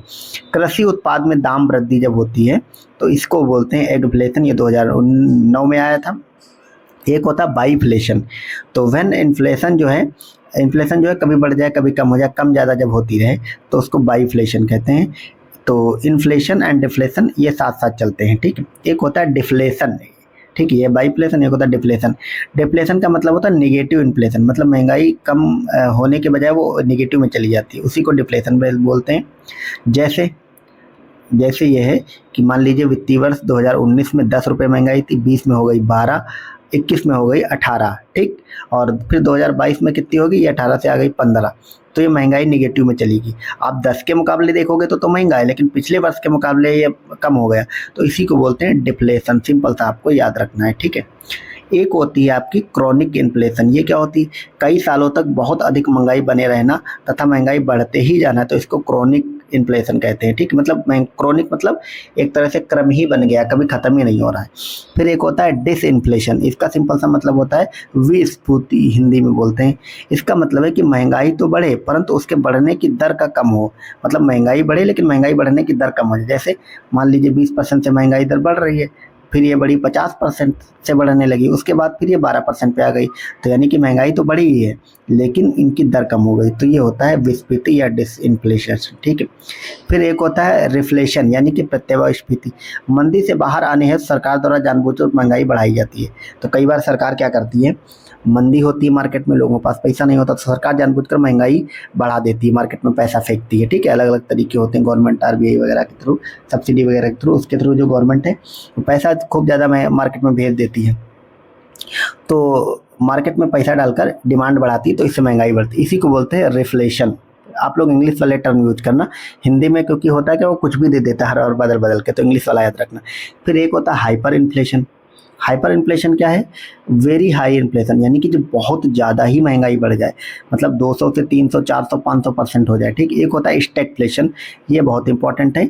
स्टैगफ्लेशन जो है वो होती है स्टैग्नेशन और इन्फ्लेशन जब एक साथ आ जाए तब इसको कहते हैं स्टैगफ्लेशन। कहने का मतलब ये है बेरोजगारी दर अधिक हो जाए, इकोनॉमिक ग्रोथ कम हो जाए और इन्फ्लेशन बढ़ जाए, ठीक है। सिंपल सा मतलब ये है किसी भी देश की जो आर्थिक वृद्धि है वो कम होती चली जाए, बेरोजगारी खूब बढ़ जाए और महंगाई भी बढ़ जाए, उसी को बोलते हैं स्टैगफ्लेशन। फिर एक होता है श्रिंकफ्लेशन। श्रिंकफ्लेशन सिंपल सा मतलब ये होता है महंगाई तो है लेकिन महंगाई वो अदृश्य है, यानी कि डिसइंग्विश्ड इन्फ्लेशन है, ठीक है। अदृश्य महंगाई है, उत्पादों का श्रिंक होना। जैसे अक्टूबर 2019 में 10 रुपये मूल्य था और 100 ग्राम चीज़ मिल रही थी कोई। फिर नवंबर 2019 में 10 रुपये ही मूल्य है लेकिन चीज़ 95 ग्राम मिलने लगी। दिसंबर में 10 ग्राम। सिंपल सा मतलब आप समझो कि 5 रुपये वाला कोई बिस्कुट था पहले, उसमें पहले 8 बिस्किट आते थे, फिर वो बिस्किट 5 ही रुपये का, फिर पर इसके बिस्कुट की संख्या कम कर दी जाए या तो उनका आकार कम कर दिया जाए और वो रेट में वो 5 ही रुपये है, तो इसको भी महंगाई बोलते हैं। इसी को श्रिंक इन्फ्लेशन बोलते हैं, ठीक है। उत्पाद ही श्रिंक कर दिया जाए, कम कर दिया जाए, ठीक। सिंपल से ये हो गया। तो इसको आप देख लेना, महंगाई वगैरह सवाल बन जाते हैं अच्छे से, ठीक। अब हम यहाँ पे कुछ करेंसी हैं उनको आप देख लो। ये मतलब क्या बोलते हैं, अब मतलब इसमें रैंडम टॉपिक्स आएंगे, रैंडम तो नहीं आएंगे पर एक साथ जो आएगा उसको कंप्लीट करेंगे। इससे बनते हैं आपके एग्जाम में सवाल। हार्ड करेंसी क्या होती है, सिंपल सा मतलब है ऐसी करेंसी जिसकी डिमांड अधिक हो, सप्लाई कम हो, उसको हार्ड करेंसी कहते हैं। जैसे डॉलर और यूरो, क्योंकि इसकी दुनिया भर में मांग चलती रहती बस। सॉफ्ट करेंसी जिसकी सप्लाई खूब अधिक हो लेकिन इसकी कोई डिमांड ही ना करे, जैसे रुपया भी मान लो उसी तरह का है। मतलब अभी तो थोड़ा मजबूत हुआ है, मतलब रुपया मजबूत नहीं हुआ है डॉलर के मुकाबले, लेकिन ओवरऑल कुछ सिचुएशन तो खराबी हुई है, लेकिन व्यापार वगैरह के मामले में कह सकते हो कि थोड़ा बहुत काम आता है। और रुपया नेपाल हो गया, पाकिस्तानी मुद्रा मान लो, भूटान की मुद्रा, ये सब आती सॉफ्ट करेंसी। यहाँ पे कुछ फैक्ट लिखे गए बैंकों के बारे में, देख लो आप। संपत्तियों की दृष्टि से विश्व के सबसे बड़े बड़े बैंक अगर देखें तो industrial and commercial bank of China जो है वो दुनिया का सबसे बड़ा बैंक है। 3.62 ट्रिलियन डॉलर इस बैंक की अपनी मतलब इकोनॉमी है। फिर दूसरे नंबर पे है चाइना कंस्ट्रक्शन बैंक कॉरपोरेशन और तीसरे पे है एग्रीकल्चर बैंक ऑफ चाइना। तो टॉप 3 बैंक जो दुनिया के हैं वो तीनों के तीनों चाइना के हैं, ठीक। ये आपको याद रखना है। भारत के सबसे बड़े बैंक की बात करें तो संपत्ति के मामले में तो याद रखना सबसे बड़ा बैंक एसबीआई है, फिर पीएनबी, फिर बीओबी, फिर केनरा। प्राइवेट सेक्टर में एचडीएफसी सबसे बड़ा बैंक है, ठीक है। नेक्स्ट देखेंगे, ये यहाँ पे कुछ मतलब स्टॉक एक्सचेंज के बारे में चीज़ें लिखी गई, बस आप देख लो। एम्स्टर्डम स्टॉक एक्सचेंज, ठीक है, ये 1602 में स्थापित हुआ था, सबसे पुराना स्टॉक एक्सचेंज है। इस तरह के कोई फैक्ट कभी कभी बनते हैं तो याद रखना। सबसे पुराना स्टॉक एक्सचेंज कौन सा है तो एम्स्टर्डम है। न्यूयॉर्क स्टॉक एक्सचेंज जो है अमेरिका में है, यूएसए में, ऑब्वियसली बात है। फिर है एक नस्डॉक स्टॉक एक्सचेंज, ये भी अमेरिका में है। और टोक्यो स्टॉक एक्सचेंज जापान में है। और इसमें क्या याद रखना, वर्ल्ड टॉप 3 स्टॉक एक्सचेंज, ये दुनिया के टॉप 3 स्टॉक एक्सचेंज हैं, ये आपको याद रखना है। भारत की बात करें इन इंडिया तो बॉम्बे स्टॉक एक्सचेंज है, बीएससी। और ये जो बॉम्बे स्टॉक एक्सचेंज है ये एशिया का सबसे पुराना स्टॉक एक्सचेंज है और इंडिया का सबसे बड़ा है, ये भी आपको याद रखना है। एक होता है बीटा वैल्यू। बीटा वैल्यू क्या होता है अगर पूछ ले तो कोई भी स्टॉक एक्सचेंज जितना तेज़ी से उठता गिरता है उसको उससे बीटा वैल्यू कम होनी चाहिए, ठीक है। सिंपल सा मतलब है कोई भी स्टॉक है उस एक्सचेंज है जितना तेज़ी से उठता है और फिर गिरता है तो उससे उसकी बीटा वैल्यू जो है वो कम हो जाती है, ये आपको याद रखना, सिंपल सा। अब यहाँ पे आरबीआई जो है कुछ मतलब ये CRR SLR ये सब क्या होता है उसको हम देखेंगे। और जनरली क्या होता है उससे ज़्यादा ज़रूरी ये है ये मतलब इन सब का क्या क्या यूज होता है वो प्रैक्टिकल वे में इस पीडीएफ में समझाया गया है, बस आप इसको थोड़ा अच्छे से समझ लो और कुछ ज़्यादा ध्यान देने की ज़रूरत नहीं है। तो CRR मतलब कैश रिजर्व रेशियो, SLR मतलब स्टैट्यूटरी लिक्विड रेशियो, ये सब कुछ नहीं होता है। ये आरबीआई की मतलब होता तो है ही, आरबीआई की एक तरह से मौद्रिक नीतियों के टूल्स होते हैं जिसके तहत आरबीआई जो है वो मुद्रास्फीति को यानी कि इन्फ्लेशन को, महंगाई को कंट्रोल करता है। बस सिंपल सा ये सारे टूल्स, चाहे बैंक दर हो, आरआर हो, रिवर्स रेपो रेट हो, सीआरआर हो, एसएलआर हो, सबका एक ही मकसद है, महंगाई को कंट्रोल करना बस। ठीक, अब कैसे होता है ये आप देखो, क्योंकि सब में क्या होता है आरबीआई कहीं ना कहीं मार्केट से पैसे को खींच लेता है। ठीक, सीआरआर क्या होता है, इसमें नगद पैसा होता है, सिर्फ नगद होता है। आरबीआई के पास ब्याज नहीं इसमें मिलता, लाभ नहीं होता है। तो एसएलआर में मतलब ये आरबीआई के पास बैंकें रखती हैं नगद, स्वर्ण, सरकारी प्रतिभूति अपने पास बैंकें रखती हैं, ब्याज व लाभ दोनों में दीर्घकालिक तरलता प्रबंधन उपाय। सिंपल सा मतलब ये है। सीआरआर क्या होता है कि आरबीआई ये कहती है कि प्रत्येक बैंक जो है, आरबीआई एक सेकेंड, सीआरआर होता है आरबीआई के द्वारा इन सब की दरें जारी करी जाती हैं और कहा जाता है कि किसी भी बैंक की जो कुल टोटल पूंजी है, ठीक है, उसका एक हिस्सा जो है, मान लो बोल दिया 2%, 4% या जितना भी बोला, उसको बैंकों को आरबीआई के पास रखना होता है, मतलब एक तरह से सिक्योरिटी के तौर पे। ठीक है, और ये नगद में रखना होता है, ये नहीं कि आरबीआई मतलब बैंक के वहाँ पे सोना और प्रतिभूतियाँ लेकर के जमा कर दे। ठीक है, और इस पर आरबीआई उनको ब्याज नहीं देता, ना ही उनको कोई लाभ होता है, इसीलिए इनकी दर सीआरआर हमेशा थोड़ा कम होता है, मतलब 3%, 4% तक होता है। एसएलआर क्या होता है, इसके जस्ट अपोजिट, कि बैंकों को अपनी टोटल जो पूंजी होती है उसका एक सर्टन अमाउंट जो है वो अपने पास गिरवी रखना होता है, स्वयं अपने पास वो रखती है, मतलब वो रिजर्व करके रखती है, उसको वो लेन देन में यूज नहीं करती, वही एसएलआर होता है। और ये जो एसएलआर होता है ये नगद भी हो सकता है, सोने के रूप में भी रख सकती हैं, सरकारी प्रतिभूतियों के रूप में रखती हैं, और इस पर वो ब्याज और लाभ दोनों लेती हैं, ये भी आपको याद रखना होता है। ठीक है, और ब्याज और लाभ इसलिए मिलता है क्योंकि जैसे सोना है तो ऑब्वियस बात है उसका रेट बढ़ जाता है, सरकारी प्रतिभूतियों पर ब्याज मिलता ही रहता है, तो ये सब होता है एसएलआर। अब आरबीआई इन टूल्स को कैसे यूज करती है महंगाई को कम करने के लिए, उसको आप देखो, मैंने यहाँ पे ये बना दिया है, कुछ फ्रेमिंग कर दी, इसको आप अभी समझ में आ जाएगा। जैसे अगर सीआरआर की दर बढ़ जाए, ठीक है, मान लीजिए आरबीआई को एक मतलब बैंकों से आरबीआई ने ये कहा कि सीआरआर क्या होता है, जो वो लोग आरबीआई के पास रखते हैं, ठीक है, जो लोग कहाँ रखते हैं, आरबीआई के पास रखते हैं। उसने बोला कि 4%, यानी कि 100 में से वो 4 रुपये रखते थे, आरबीआई ने बोला नहीं मैं इसको बढ़ा देता हूँ, अब आपको 6 रुपये रखना होगा। ठीक है, तो 6 रुपये रखेंगे तो जाहिर सी बात, पहले उनके पास कितना था, 94 रुपये बच रहा था, 96 बच रहा था, अब उनके पास बचेगा 94, तो बैंकों के पास रुपए कम हो गए। क्यों? क्योंकि अपना वो ज़्यादातर हिस्सा या ज़्यादा हिस्सा अब पहले जितना रख रहे थे उससे ज़्यादा बैंक आरबीआई पास रख देंगे, तो आप बैंकों के पास धन की कमी हो जाएगी। ठीक, जैसे ही ये बढ़ेगा और जैसे ही इनके पास पैसे की कमी होगा वैसे ही ब्याज की दरें बढ़ जाएंगी। ठीक है, क्योंकि पैसा कम है, लोग मांगने आएंगे तो ब्याज दरें बढ़ा देंगे, और जब ब्याज दर बढ़ेगी तो लोगों का ऋण लेने का जो मनोबल है वो कम हो जाएगा। ऑब्वियस सी बात है, ब्याज दर जब कम होती तभी लोग ऋण लेने जाते हैं, और जैसे ही लोग जो है वो ऋण कम लेंगे वैसे ही बाजार में मांग कम हो जाएगी, और जैसे ही मांग कम होगी तो वस्तुओं की कीमत कम होगी, अर्थात महंगाई कम होगी, इसी को वो लिख देगा तरलता कम होगी।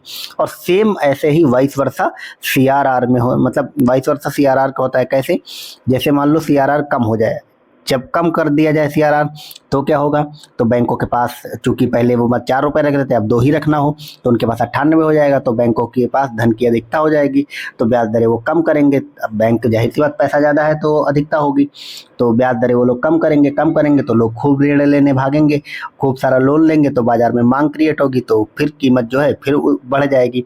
तो ये उल्टा ऐसे चलता रहता है। सेम आप एसएलआर पे लगा सकते हो, एसएलआर अपने पास रखा हो, आरबीआई ने बोला पहले आप अपने पास 16% रखते थे, अब आप 20% रखो, तो पहले उनके पास 84 रुपये बचते थे, अब 80 ही बचेगा, तो फिर उनके पास बैंक पैसा कम पड़ जाएगा, तो फिर ब्याज दरें बढ़ाएंगे, फिर मनोबल कम होगा, फिर मांग कम होगी, फिर मतलब ये सब चलता रहता है।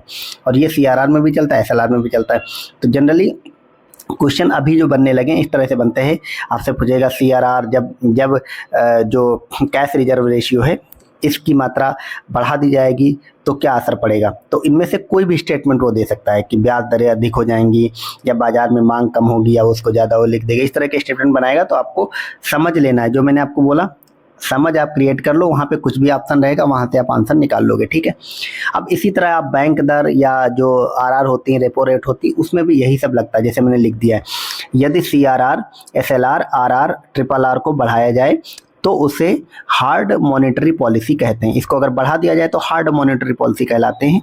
क्यों? क्योंकि हर चाहे कुछ भी बढ़ाया जाए, इसमें बैंकों के पास पैसा कम होता है और बाजार में मांग कम होती है, ऋण कम दिया जाता है, इससे महंगाई कंट्रोल करी जाती है। ऐसे ही वाइस वर्षा होता है, वाइस वर्षा इसलिए लिख दिया, मतलब अगर इसको कम किया जाए तो महंगाई बढ़ जाती है, बस इतना आपको याद रखना है।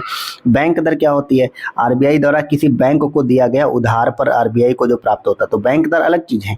जब बैंकें जो है आरबीआई से पैसा उधार लेती हैं, वो होती बैंक दर। वर्तमान में 6%, मतलब ये घटती बढ़ती रहती है, ये मत याद करो। Inter banking also use it as a referral bank, ये भी आपको याद रखना है। इंटर बैंकिंग मतलब दो बैंकों के बीच में, तो दो बैंकों के बीच में कभी कभी लेन देन होता है। मान लीजिए पीएनबी को एसबीआई से पैसा लेना है, तो वो कितना ब्याज पे पैसा लेगी? तो वो लोग जनरली अपनी ब्याज दरें नहीं बनाते हैं, जो आरबीआई की ब्याज दर होता है उसी को वो यूज करते हैं रेफरल के रूप में। ये मतलब कोई इतना इंपॉर्टेंट पॉइंट नहीं है। और विच वी कॉल्ड मिबोर, मतलब Mumbai inter bank offer rate, ठीक है, मिबोर बोलते हैं। मतलब दो बैंकों के बीच का जो लेन देन ब्याज वगैरह होता है वो मिबोर होता है, ठीक है। आरबीआई से उधार लेने की जगह किसी बैंक से उधार लेना, आरबीआई की बैंक दर इन बैंकों के लिए रेफरल का कार्य करते हैं, सिंपल सा मतलब है, ठीक है। अब बैंक दर को भी आप देख लो, जैसे अपने सीआरआर और उसको देखा है, तो सिंपल सा है, अगर बैंक दर बढ़ेंगी तो मतलब बैंक का लाभ अधिक होगा। बैंक दर बढ़ी तो इससे बैंक का लाभ अधिक होगा। कैसे होगा ये आप देखो, बैंक दर बढ़ेगी और बैंक का लाभ अधिक होगा। कैसे होगा ये आप देखो, जैसे ही बैंक दर अधिक बढ़ गई, ठीक है, यानी कि जो बैंकें हैं उनको अधिक रेट पर ऋण मिलेगा आरबीआई से, और जो अधिक रेट पर ऋण लेंगे आरबीआई से, ठीक है, तो क्या होगा, ब्याज दरें अधिक हो जाएंगी, ठीक। ब्याज दरें अधिक होंगी तो लोगों का मनोबल कम होगा, मांग कम होगी, और जैसे ही मांग कम होगी वैसे ही क्या होगा, महंगाई कम हो जाएगी, और यही वाइस वर्सा होगी, ठीक है। और बैंकों का लाभ इससे अधिक होगा। क्यों?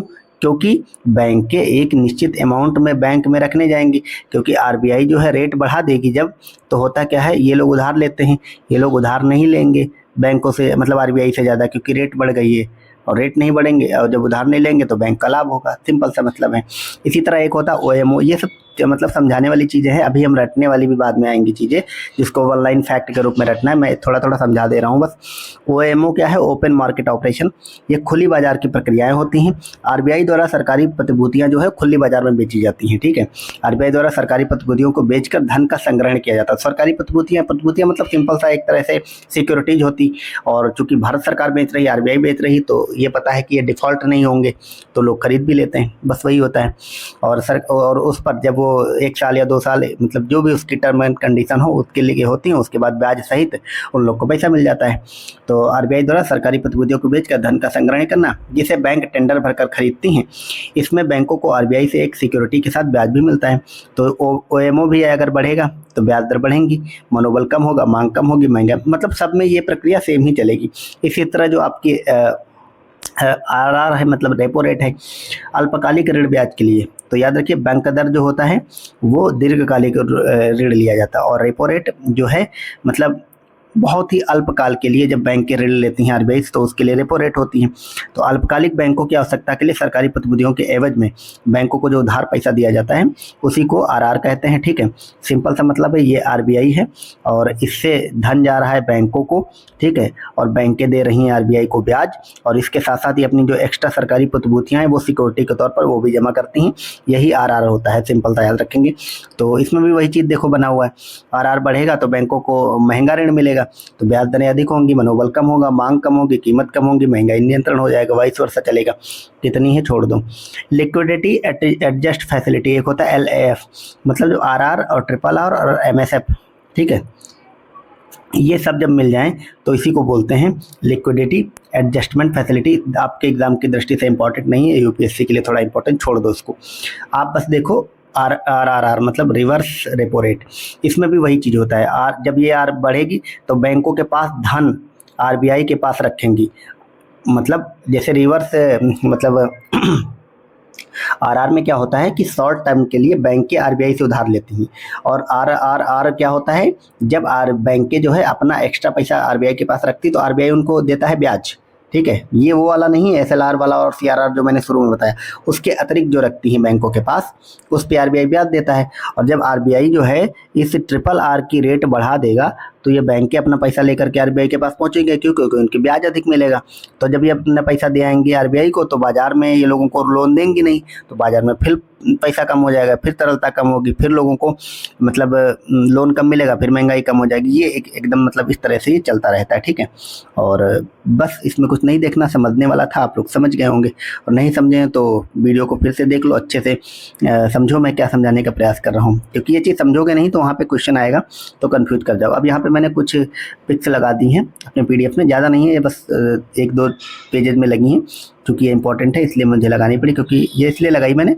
आप देखो क्वेश्चन भी लिखा हुआ UPPSC pre 2011, RRB NTPC UPPSC में बार बार पूछा जा रहा है मानव विकास सूचकांक, और ये बहुत इंपॉर्टेंट है, ठीक है। मानव विकास सूचकांक, ह्यूमन डेवलपमेंट इंडेक्स, इसका वर्तमान में मतलब जो लेटेस्ट हर साल इंडेक्स आता है उसमें भारत की क्या रैंक है, वो तो अलग इंडेक्सेस वाला, वो मैंने आपको करंट अफेयर में दे रखा है।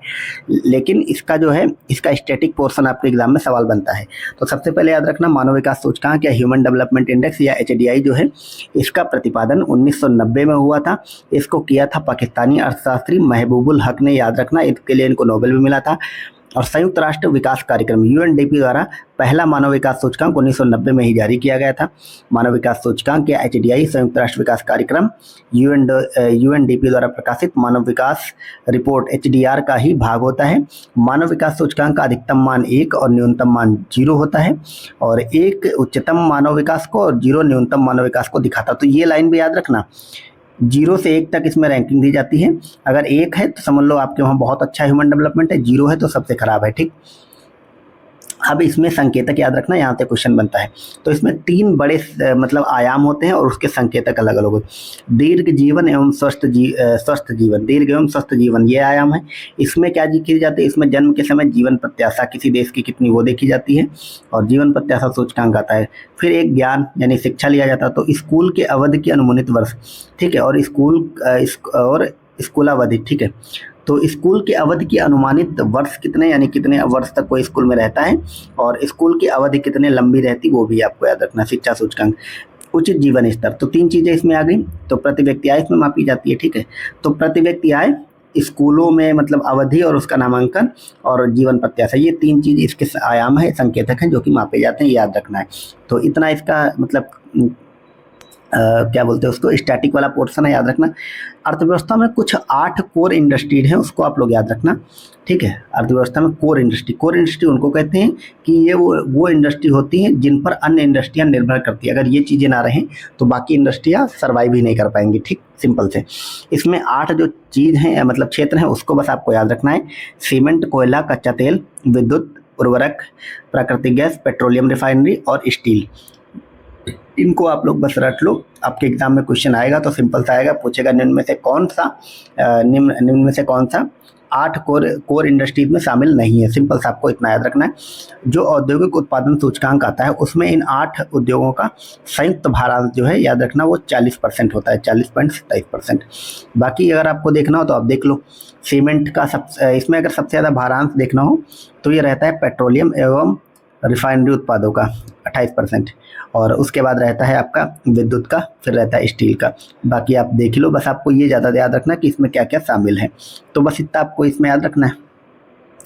नेक्स्ट यहाँ पे एक चीज़ मैंने लगा दिया है थोड़ा एग्रीकल्चर का, आप देख लो। सीमांत जोत, इनका मतलब क्या क्या एरिया रहता है। तो जो सीमांत जोत है ये रहता है 1 हेक्टेयर से कम, लघु जोत रहता है 1 से 2 हेक्टेयर, अर्ध मध्यम जोत 2 से 4 हेक्टेयर, और मध्यम जोत 4 से 10 हेक्टेयर, और बृहद जोत 10 हेक्टेयर से अधिक होता है। सिंपल सा आपको इतना याद रखना है, ओके। नेक्स्ट देखेंगे यहाँ पे इनसे सवाल बनते हैं। ये अभी बना था RO में सवाल, ये मतलब ये खरीफ, रबी और जायद की फसलों पे सवाल बनता है। जनरली आपको इसमें फसलें याद रखनी है कि किसमें कौन सी होती है। देखो खरीफ को देखेंगे, ये वर्षा काल की फसल है, बुआई के समय इसका तापमान आर्द्रता अधिक होती, दक्षिण पश्चिम मानसून से वर्षा होती जून जुलाई। तो ये सब याद रखने की जरूरत नहीं, बस इतना याद रखना खरीफ जो है जून जुलाई में इसमें बुआई होती है और इसकी कटाई सितंबर अक्टूबर में होती है। और मेन पार्ट कि इसमें क्या क्या फसलें हैं, तो धान हो गया, सोयाबीन हो गया, अरहर, तिल, कपास, मूंग, उड़द, ज्वार, बाजरा, रागी, मूंगफली, तंबाकू, ये सब के सब जो हैं वो आपकी खरीफ की फसल है। रबी की फसल ये मतलब याद रखना है आपको कि जो जाड़ा आने लगता है अक्टूबर नवंबर, उसमें इसमें बुआई होती है, अप्रैल मई में कटाई होती है। ठीक है, इसमें क्या है, इस जैसे इसमें दक्षिण पश्चिम मानसून से वर्षा होती है, इसमें जो पछुआ विक्षोभ हवा वर्षा होती है, जो पश्चिमी विक्षोभ बोलते हैं, उससे इसकी फसलें जो है वो उत्पादित होती हैं। इसमें गेहूँ, जौ, चना, मटर, सरसों, आलू, मसूर और अलसी ये सब आते हैं। ठीक, जायद की फसलें ग्रीष्मकाल की फसलें होती हैं, ये मार्च में बोई जाती, जून में कट जाती हैं। इसमें वही सब होती हैं, मतलब सब्जियां, तरबूज, खीरा, खरबूजा, लौकी, भिंडी, करेला, मतलब ये जो लताएं वाली होती हैं वो सब याद रखना। जनरली इनमें लोग कंफ्यूज होते हैं, मतलब ये ऐसा सवाल है, बहुत ईजी सवाल है और बहुत सारे लोगों का एग्जाम में हो जाता है गलत, तो इसलिए देख लेना इसको। मतलब छोटी छोटी चीज़ें जो होती हैं जिनको जो ज़्यादा इग्नोर करते हैं वही एग्जाम में गलत होती हैं। इसमें आपको विदेशी मुद्रा विनिमय अधिनियम यानी फेरा जो है, फॉरेन एक्सचेंज रेगुलेशन एक्ट, कुछ मत याद रखना है, बस इतना याद रखना है कब आया था, 1973 में, और कुछ नहीं पूछेगा ये। ठीक है, विदेशों से चंदा वगैरह आता उसको लेकर होता। इसमें संशोधन 1993 में हुआ था। इसका उद्देश्य भारत में विदेशियों द्वारा नियंत्रित कंपनियों को विनिमय करना है। एक बार पूछा गया, बाकी अभी पूछेगा तो ये मिलान करने को देगा या फिर क्रोनोलॉजी लगाने को देगा। तो फेरा 1973 में आता। इसी तरह एक आया FEMA, foreign exchange management act, तो जो फॉरेन से एक्सचेंज होता है उसमें मैनेजमेंट, इसको बस क्या याद रखना कि ये पहली बात तो ये जो फेरा था इसको ही समाप्त कर दिया गया है, उसकी जगह पे फेमा लाया गया।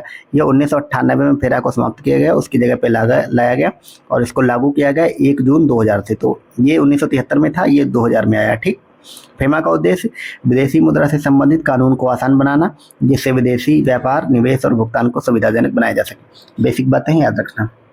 यहाँ पे जो एमएसएमई हैं उन संस्थानों का वर्ष कुछ लिखा गया, याद रखना। ये सब सवाल आपके एग्जाम में बहुत बनते हैं इनको मिलान करने को।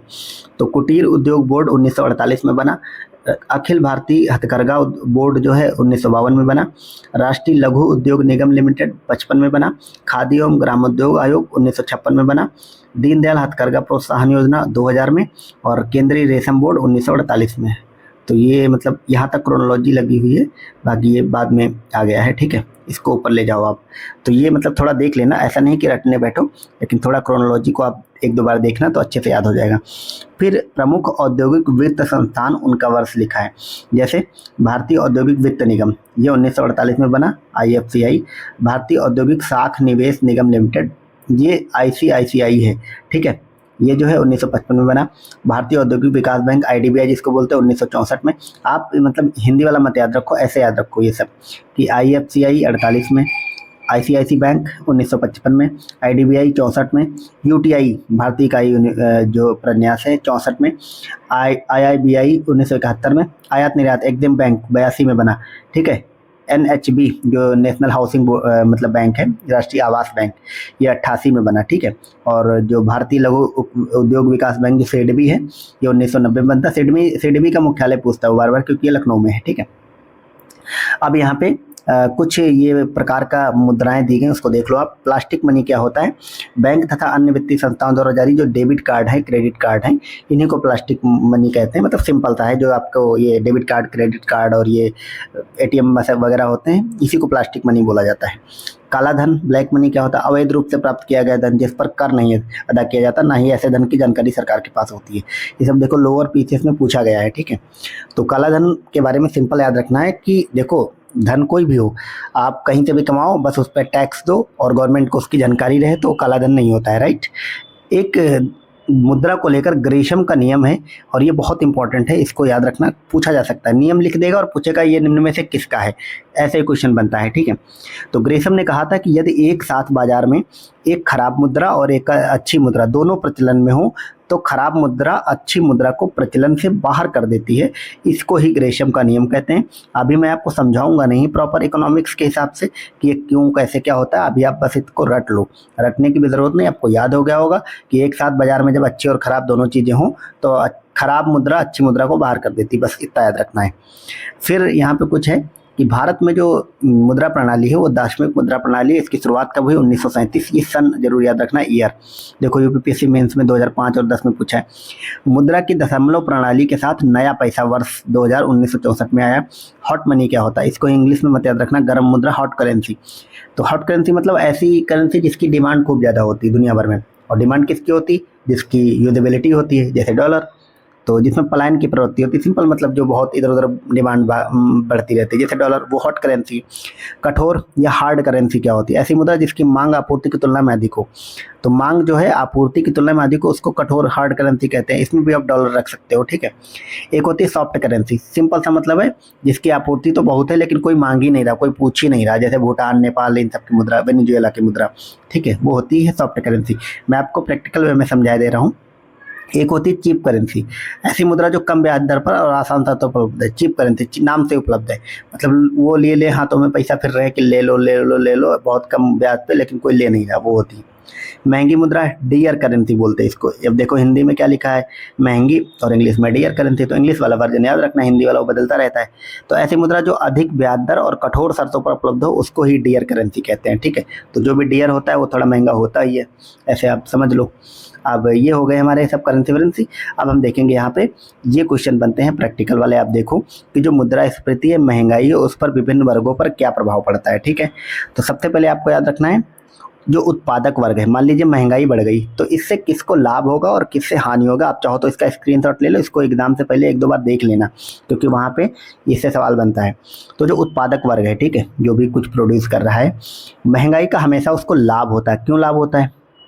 जैसे मान लीजिए कोई चीज़ उन्होंने आज खरीदी, मतलब जो कच्चा माल है, रॉ मटेरियल है कुछ भी बनाने के लिए, वो तो उनको मिला कम दाम पे, और महंगाई बढ़ी, वो महंगी हो गई। जब बन के आई कोई चीज़ तो वो महंगा बेच रहे हैं। तो उत्पादक वर्ग को हमेशा लाभ होता है। ऋणदाता और ऋणी, यानी कि लेनदार और देनदार, इनमें याद रखना है हमेशा आपको।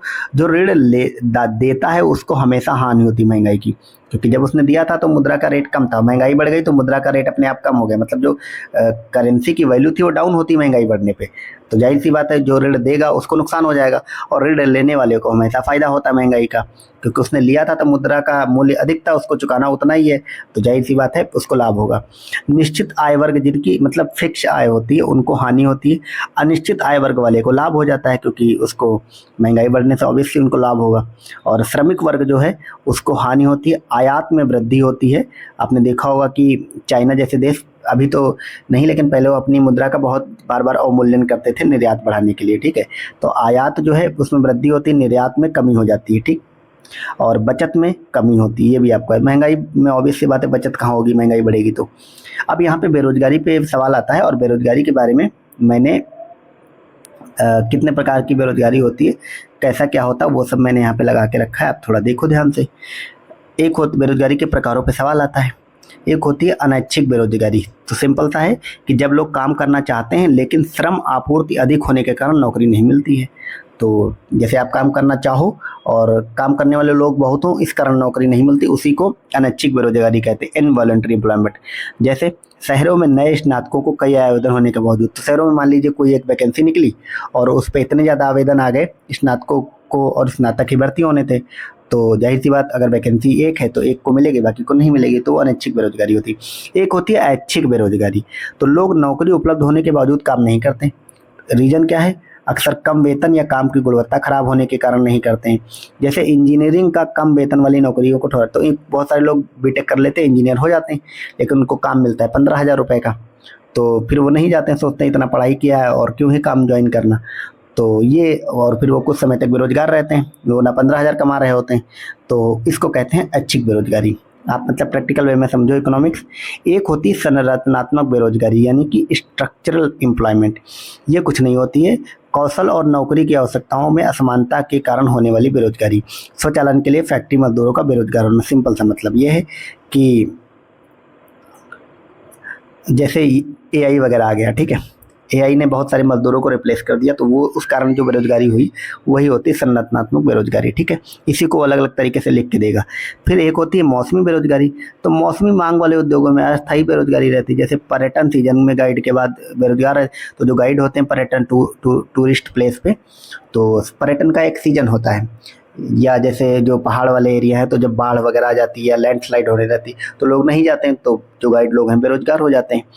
ठीक, तो होती हैं आपकी मौसमी बेरोजगारी। एक होती है चक्री बेरोजगारी।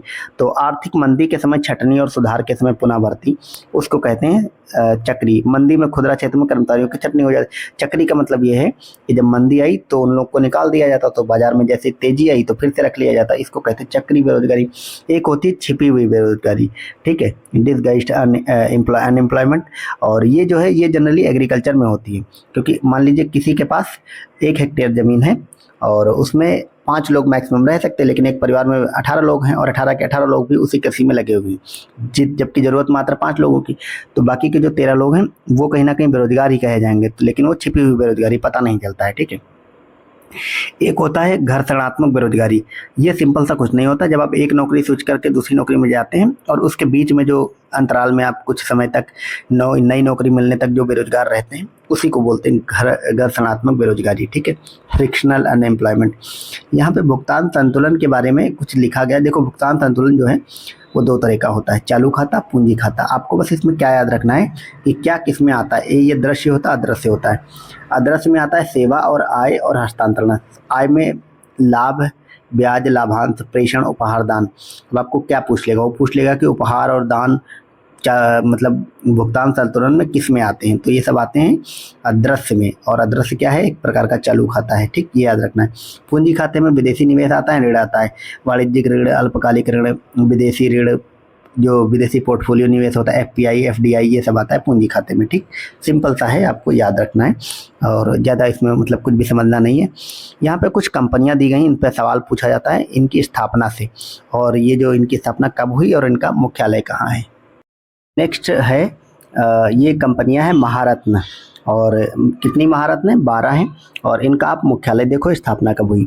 तो जो एनटीपीसी है, नेशनल थर्मल पावर कॉरपोरेशन, ये 1975 में स्थापित हुई, नई दिल्ली में मुख्यालय है।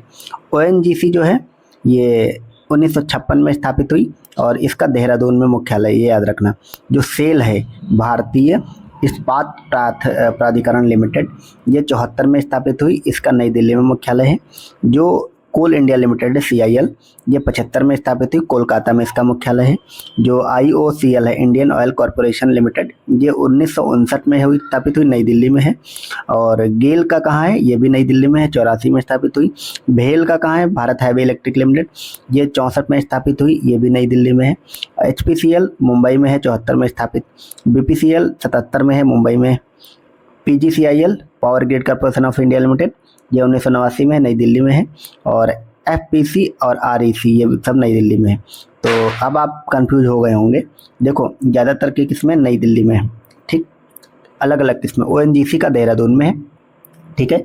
और जो कोल इंडिया लिमिटेड है उसका कोलकाता में। कोल से याद रखिएगा, सिंपल सा, कोल से कोलकाता और कोल से कोल इंडिया लिमिटेड, तो कोल कोलकाता, कोल कोलकाता, ऐसे याद कर लेना, ठीक है। मुंबई वाला हिंदुस्तान पेट्रोलियम, तो हिंदुस्तान पेट्रोलियम कौन है, हिंदुस्तान पेट्रोलियम मुंबई, ऐसे याद रखना आपको, ठीक है। और भारत पेट्रोलियम, तो दोनों पेट्रोलियम कहाँ है, मुंबई में, ठीक। बस बाकी सब नई दिल्ली में, देहरादून और कोलकाता याद ही हो गया आपको, बस ऐसे आपको याद रखना है। प्रमुख औद्योगिक वित्त संस्थानों का स्थापना वर्ष, तो IFCI जो है 1948, ICIC ये शायद अभी हम देख चुके हैं 1955 में, और IDBI 64 में, UTI, अच्छा इसको हम देख चुके हैं अभी, ऊपर दोबारा लग गया है, खैर छोड़ दो। ये दूसरी स्थापना देखते हैं, बैंक वाला, ठीक। भारतीय रिजर्व बैंक 1 अप्रैल 1935 को इसकी स्थापना हुई। SBI की स्थापना 1 जुलाई 1955 को हुई। पंजाब नेशनल बैंक 1894, सबसे पुराना यही है। बैंक ऑफ बड़ौदा 1908 में, ठीक है। Indian bank 1907, UCO bank 1943, Union Bank of India 1919, NABARD 12 जुलाई 1982, मोस्ट इंपॉर्टेंट डेट है, याद रखना दोनों। और RRB 2 अक्टूबर 1975, तो ये दोनों बहुत इंपॉर्टेंट हैं। नाबार्ड और क्षेत्रीय ग्रामीण बैंक RRB 12 जुलाई 1982, 2 अक्टूबर 1975, ठीक। अब यहाँ पे कुछ अन्य चीज़ें लिखी, जैसे एग्जिम बैंक, आयात निर्यात बैंक 1982 में, ये भी बहुत इंपॉर्टेंट है।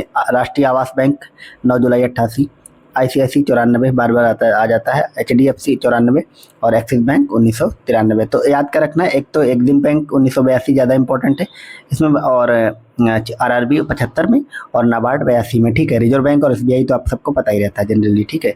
ये इतनी चीज़ें हो गई। इधर वही है जो मैं आपको अभी बता के आ चुका हूँ, ये एक लगा हुआ, इसको आप पढ़ लेना, कि आरबीआई की बैंक नियंत्रण के जो तरीके हैं वही है बैंक दर, जिस पर आरबीआई बैंकों को पैसा देता है। रेपो रेट, ये अल्पकालिक ऋण जो देता है बैंकों को। रिवर्स रेपो रेट उल्टा उसका होता है। फिर है सीआरआर, वही बैंक के जो हैं एक निश्चित भाग आरबीआई के पास रखती हैं, एसएलआर में अपने पास रखती हैं, वही सब है। ठीक है, तो ये चीज़ें हैं लगा दी गई हैं। अब यहाँ पे कुछ सॉरी समितियां दी गई हैं, और ये आप मैंने स्टिकी नोट्स अपना चिपका दिया है, इसको आप देख लो। इस टाइप के क्वेश्चन कभी कभी बन जाते हैं, ज़्यादातर नहीं बनते। और सबसे ज़्यादा इसमें इंपॉर्टेंट क्या है और जिस पे क्वेश्चन बने भी हैं, तो ये वाला तारापुर समिति। और क्वेश्चन पूछा है कि पूंजी खाते की परिवर्तनीयता किस खात समिति से संबंधित है, तो ये तारापुर समिति से संबंधित है। वाघुल समिति भारत में मुद्रा बाजार से संबंधित है। भगवती समिति बेरोजगारी से संबंधित है।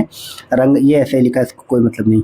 रंगराजन समिति विनिवेश से संबंधित है। डिसइन्वेस्टमेंट यानी कि जो बैंक, डिसइन्वेस्टमेंट क्या होता है, गवर्नमेंट जो है सरकारी जो कंपनियां उसमें अपनी हिस्सेदारी बेचती है या फिर पूरी कंपनी बेच देती है।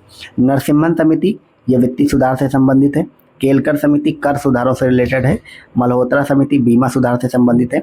आबिद हुसैन लघु उद्योग। दीपक पारेख यूटीआई के लिए। हनुमंत राव उर्वरक के लिए।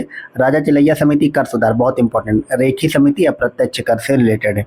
तो इतनी समितियां बस आप याद कर लेना, बहुत ज़्यादा देखने की जरूरत नहीं है। अब यहाँ पे मैंने अपने नोट से कुछ चीज़ें लगा दी। इन बैंकों कैसे क्वेश्चन बनते हैं, ये अंतर्राष्ट्रीय संस्थान है। ठीक है, एनडीबी याद रखना, न्यू डेवलपमेंट बैंक है, इसी को ब्रिक्स बैंक कहते हैं। और ब्रिक्स देशों ने मिलकर इसकी स्थापना करी थी जुलाई 2014 में। कब करी थी? जुलाई 2014 में। इसका मुख्यालय शंघाई चीन में है और सदस्य इसके ब्रिक्स के सभी देश हैं। इसका बजट $100 बिलियन का है और जिसमें से $41 बिलियन अकेले चीन के हैं। भारत, रूस और ब्राज़ील सब 18 बिलियन पे, साउथ अफ्रीका $5 बिलियन। ये ज़रूरत नहीं है, आपको सिर्फ इतना याद रखना है। ये ब्रिक्स बैंक है, 2014 में स्थापना हुई। शंघाई में इसका क्या है? मुख्यालय है, बस इतना याद रखना है। फिर एक है AIIB, Asian infrastructure investment bank. इसकी स्थापना दिसंबर 2015 में, तो पहले उसकी हुई फिर इसकी हुई 2015 में। शी जिनपिंग की पहल पर यह स्थापित किया गया है। इसका मुख्यालय बीजिंग में है, चीन में। यह भी बजट $100 बिलियन है।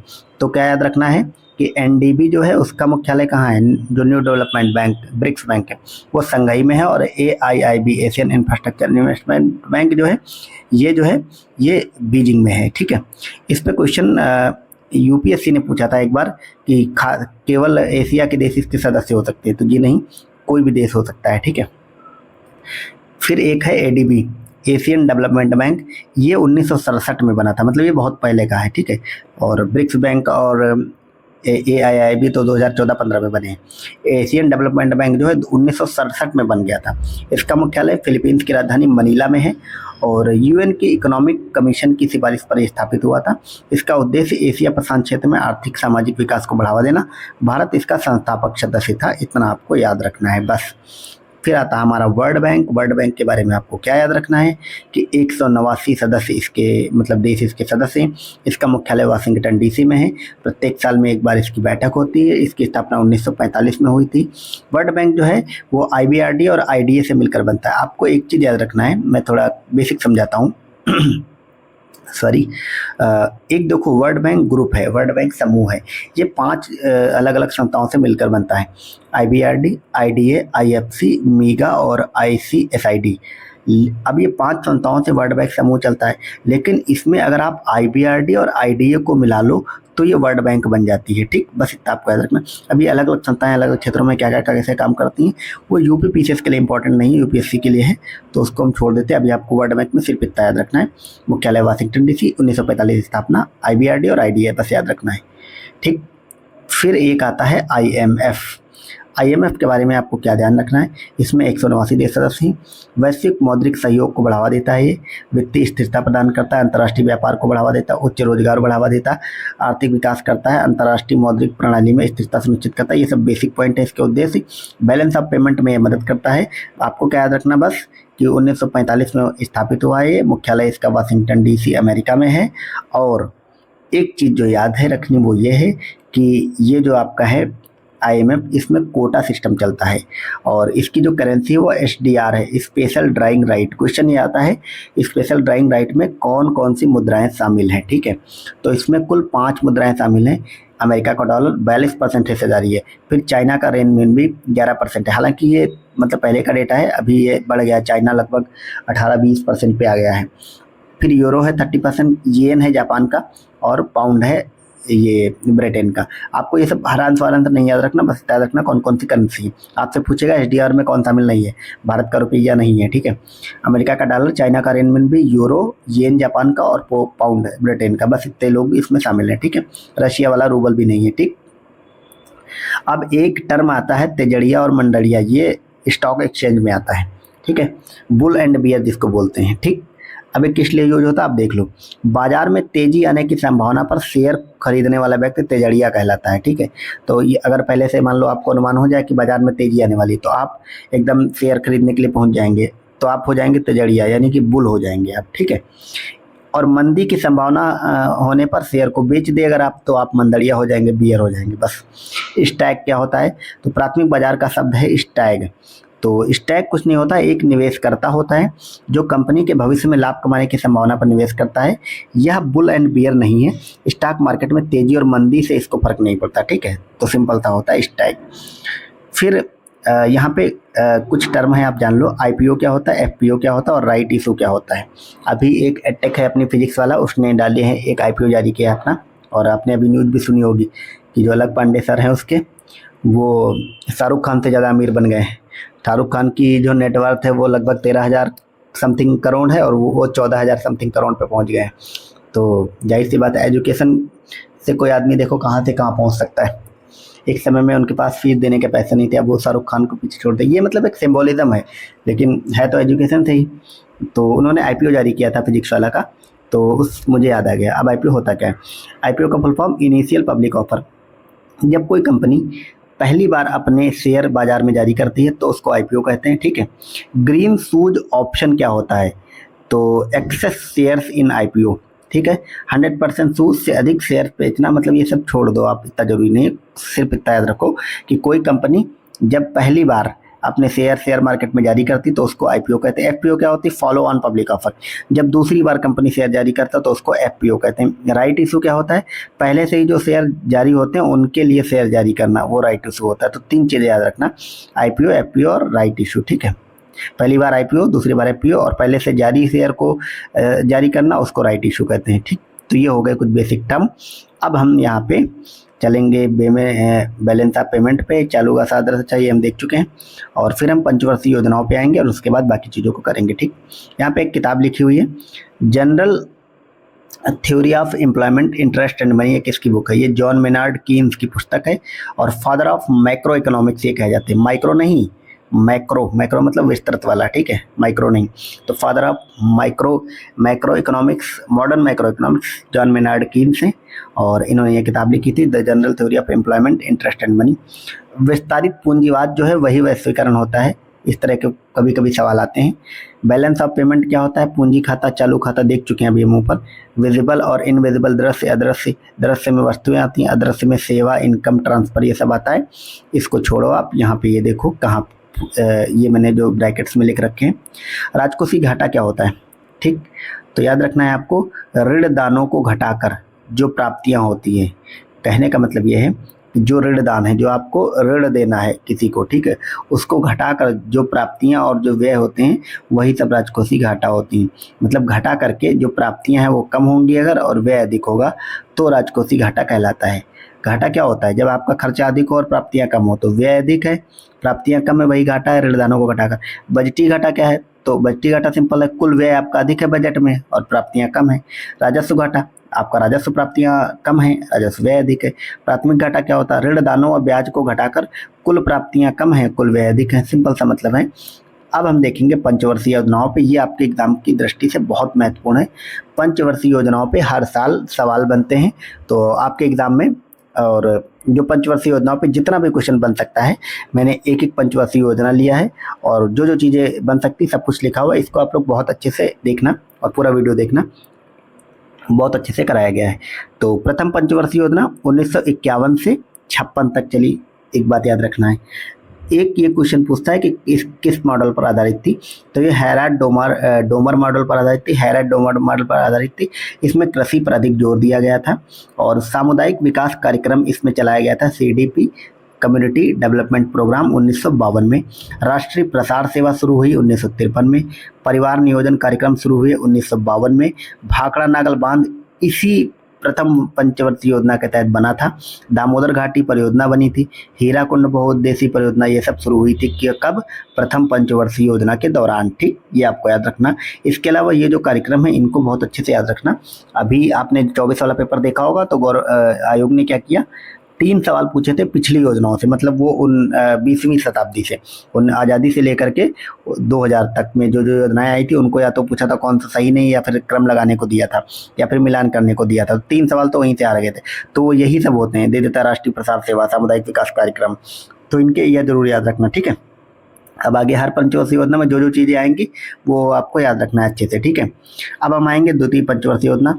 तो पहला हैरेड डोमन मॉडल था, दूसरा मॉडल था पीसी महालनोबिस मॉडल, और पहले में कृषि पर जोर था, इसमें आधारभूत और भारी उद्योगों पर बल दिया गया।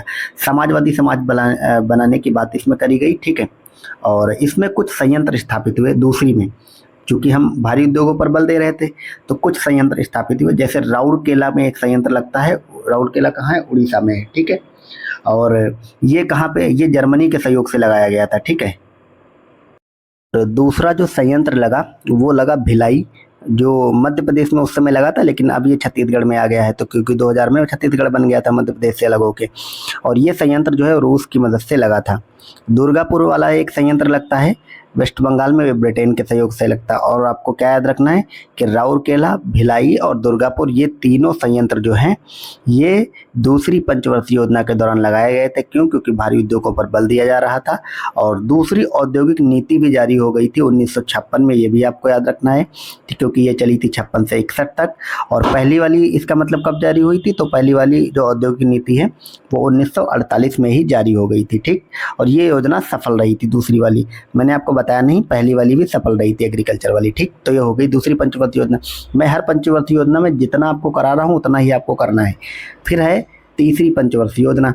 तो तीसरी वाली 61 से 66 तक चली थी। ठीक, 61 से 66 तक चली थी, और इसमें जे सैंडी और सुखमय चक्रवर्ती के मॉडल पर आधारित थी। जनरली क्वेश्चन इस पे बनता है, तो ये नाम याद रखना, सुखमय चक्रवर्ती मॉडल पर बनी थी तीसरी पंचवर्षीय योजना 1961 से 66 तक।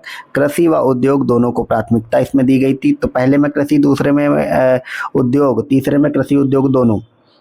बोकारो झारखंड का जो संयंत्र है वो तीसरी पंचवर्षीय योजना में लगा था, तो 4 लगे थे। ठीक, और मतलब भिलाई, राउरकेला और दुर्गापुर वाला वो दूसरे में लगे थे, लेकिन याद रखना बोकारो झारखंड वाला तृतीय पंचवर्षीय योजना में लगा था। हालांकि उस समय ये भी बिहार में आता था। ठीक है, और ये संयंत्र भी रूस के सहयोग से लगा था। आयरन एंड स्टील इंडस्ट्री की स्थापना होती है। अब यहाँ पे मैंने कुछ नोट लिखा है, उसको आप अच्छे से करो। देखो, पहली से तीसरी तक की जो विकास, पहली से तीसरी योजना तक जो विकास हुआ वो ट्रिकल डाउन थ्योरी पे हुआ। ट्रिकल डाउन थ्योरी क्या होती है कि हम ऊपर ऊपर विकास करते हैं, मतलब बड़े स्तर से विकास करते हैं, और हम ये मानते हैं कि ये विकास जो है छन छन करके नीचे स्तर तक पहुंचेगा। जैसे जब लोग, मैं थोड़ा सा 1 मिनट लेके आपको समझाता हूँ, आप अच्छे से समझोगे। नेहरू जी के बारे में ये बात कही जाती है कि नेहरू जी ने IITs खोली, और ऑब्वियस बात तो खोली भी उन्होंने। और IITs किस लिए हैं? IITs 12th के बाद जब आप बीटेक करने जाओगे उसके लिए हैं। तो कहीं ना कहीं नेहरू जी ने हायर एजुकेशन पर ध्यान दिया, और वो भी उनके ट्रिकल डाउन थ्योरी का ही प्रभाव था। उनका यह था कि हम हायर एजुकेशन अगर अच्छी करेंगे तो उसका प्रभाव छन छन के नीचे तक पहुंचेगा, और हमारी जो बेसिक प्राथमिक एजुकेशन है वो भी सही हो जाएगी। और जबकि चाइना ने इसका उलट किया। चाइना तब भी वही कर रहा था और आज भी वही कर रहा है कि वो अपनी बेसिक और प्राइमरी एजुकेशन जो है उस पर फोकस कर रहा है, और फिर हायर, उनका कहना है कि हायर, अगर आप बेसिक एजुकेशन सही करोगे तो हायर अपने आप हो जाएगी। और यही यहाँ पे एजुकेशन में भी किया गया और उद्योगों में भी किया गया। भारत में लघु उद्योग कम लगाए गए, गांव-गांव में मतलब फैक्ट्रियां, रोजगार, छोटी छोटी चीज़ें कम लगेंगी, हैवी इंडस्ट्री लगाई गई। आपने अभी ऊपर मैंने आपको कराया कि ONGC और वो सब चीज़ें जो हैं कब स्थापित, सब 1948-40 से लेकर के और 60 के दशक तक सब स्थापित हो गई थी। कुछ बची थी 70 तक हो गई थी, लेकिन वो सब बड़ी बड़ी इंडस्ट्री थी। ठीक है, छोटी इंडस्ट्री पे ध्यान नहीं दिया गया। यही है ट्रिकल डाउन थ्योरी। अब उसके पॉजिटिव और प्रोज और कॉन्स दोनों हैं, लेकिन मेरे हिसाब से बेसिक वाली चीज़ों पे ज़्यादा ध्यान देना चाहिए। खैर, ये आपको याद रखना, पहली से तीसरी तक ट्रिकल डाउन थ्योरी थी। तो ये पूछ सकता है ना, इसलिए मतलब मैंने लिखा है। अब आपको क्या याद रखना है कि भारत और चीन का युद्ध हो जाता है 1962 में, भारत पाकिस्तान का युद्ध 65 में हो जाता है, और 62 में भारत चीन का जब युद्ध होता है और उससे जो हार मिलती है भारत को, उसी कारण है कि शायद नेहरू जी को एक सदमा लगता है और वो 64 में चले जाते हैं। फिर 65 में लाल बहादुर शास्त्री पीएम होते हैं, फिर पाकिस्तान से भी झड़प हो जाती है, युद्ध हो जाता है। और यही कारण है कि ये दो युद्धों के कारण ये तीसरी योजना असफल हो गई और रुपये का दूसरी बार अवमूल्यन हुआ। ठीक, अब यहाँ पे कुछ संस्थान लिखे गए हैं, आप याद रखना, ये तीसरी पंचवर्षीय योजना के दौरान बने थे। और ये जो है न सिर्फ मतलब एक तरह से आपको पंचवर्षीय योजनाओं के माध्यम से सारे संस्थान और योजनाएं जो शुरू हुई थी उसको कराए दे रहा हूँ। इससे फायदा क्या रहेगा कि इन संस्थाओं की क्रोनोलॉजी पे क्वेश्चन आता है और ईयर लगाने पे आता है, तो याद रखना आप लोग। यूटीआई यानी कि यूनिट ट्रस्ट ऑफ इंडिया 1963 में बना, आईडीबीआई 1964 में, भारतीय खाद्य निगम यानी कि एफसीआई इसको बोलते हैं, आईएफसी उल्टा लिख गया, 1965 में बना, और कृषि कीमत आयोग 1965 में बना। बहुत इंपॉर्टेंट है, इनको आप लोग ज़रूर एम्फेसाइज करना। तो जाहिर सी बात है, और फिर योजना अवकाश हो जाता है। ठीक, योजना अवकाश मतलब अब पंचवर्षीय योजना लागू नहीं होती। क्यों नहीं? क्योंकि वो फेल हो गई, युद्ध वगैरह हो चुके थे और सरकार वगैरह भी मतलब बदल चुकी थी।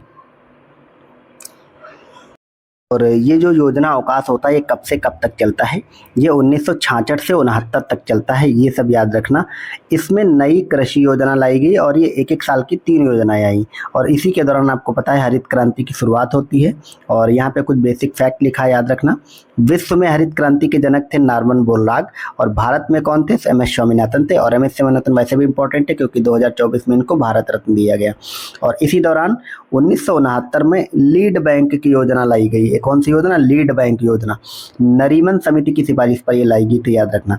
फिर आती है चौथी पंचवर्षीय योजना, ये 1969 से 74 तक चलती है। इस दौरान पीएम इंदिरा गांधी बन चुकी होती हैं, और ये जो मॉडल था ये अशोक रुद्र, एलन एस मान्य और गाडगिल मॉडल इस पर आधारित था। अशोक रुद्र का नाम इसमें याद रखना। इसमें आत्मनिर्भरता पर बल दिया गया, और 1969 में 14 बड़े बैंकों का राष्ट्रीयकरण कर दिया गया। प्रथम परमाणु परीक्षण भी 74 में हो गया। स्माइलिंग बुद्धा नाम इसका कोड वर्ड था। सूखा प्रवण क्षेत्र कार्यक्रम, ये बार बार पूछा जाता है, सूखा प्रवण क्षेत्र कार्यक्रम याद रखना, इसी चौथी पंचवर्षीय योजना में चालू हुआ। परिवार नियोजन कार्यक्रम चला। श्वेत क्रांति, ऑपरेशन फ्लड इसी के दौरान चला। और भारत पाकिस्तान युद्ध हो जाता है 71 में। ठीक है, फिर आती है पांचवी पंचवर्षीय योजना, ये चलती है 74 से 79 तक, और ये सबसे ज़्यादा इंपॉर्टेंट है। इसके बारे में क्वेश्चन जनरली ये बनता है। इसका मॉडल डीपी धर मॉडल पे था, पंचवर्षीय योजना। ये क्वेश्चन सबसे ज़्यादा बनता है कि गरीबी हटाओ का नारा या गरीबी उन्मूलन कार्यक्रम किस योजना के तहत आया था? तो ये पांचवी पंचवर्षीय योजना के तहत आया था। पर्वतीय क्षेत्र विकास कार्यक्रम, ये भी पूछा जाता है, इसी के दौरान चला।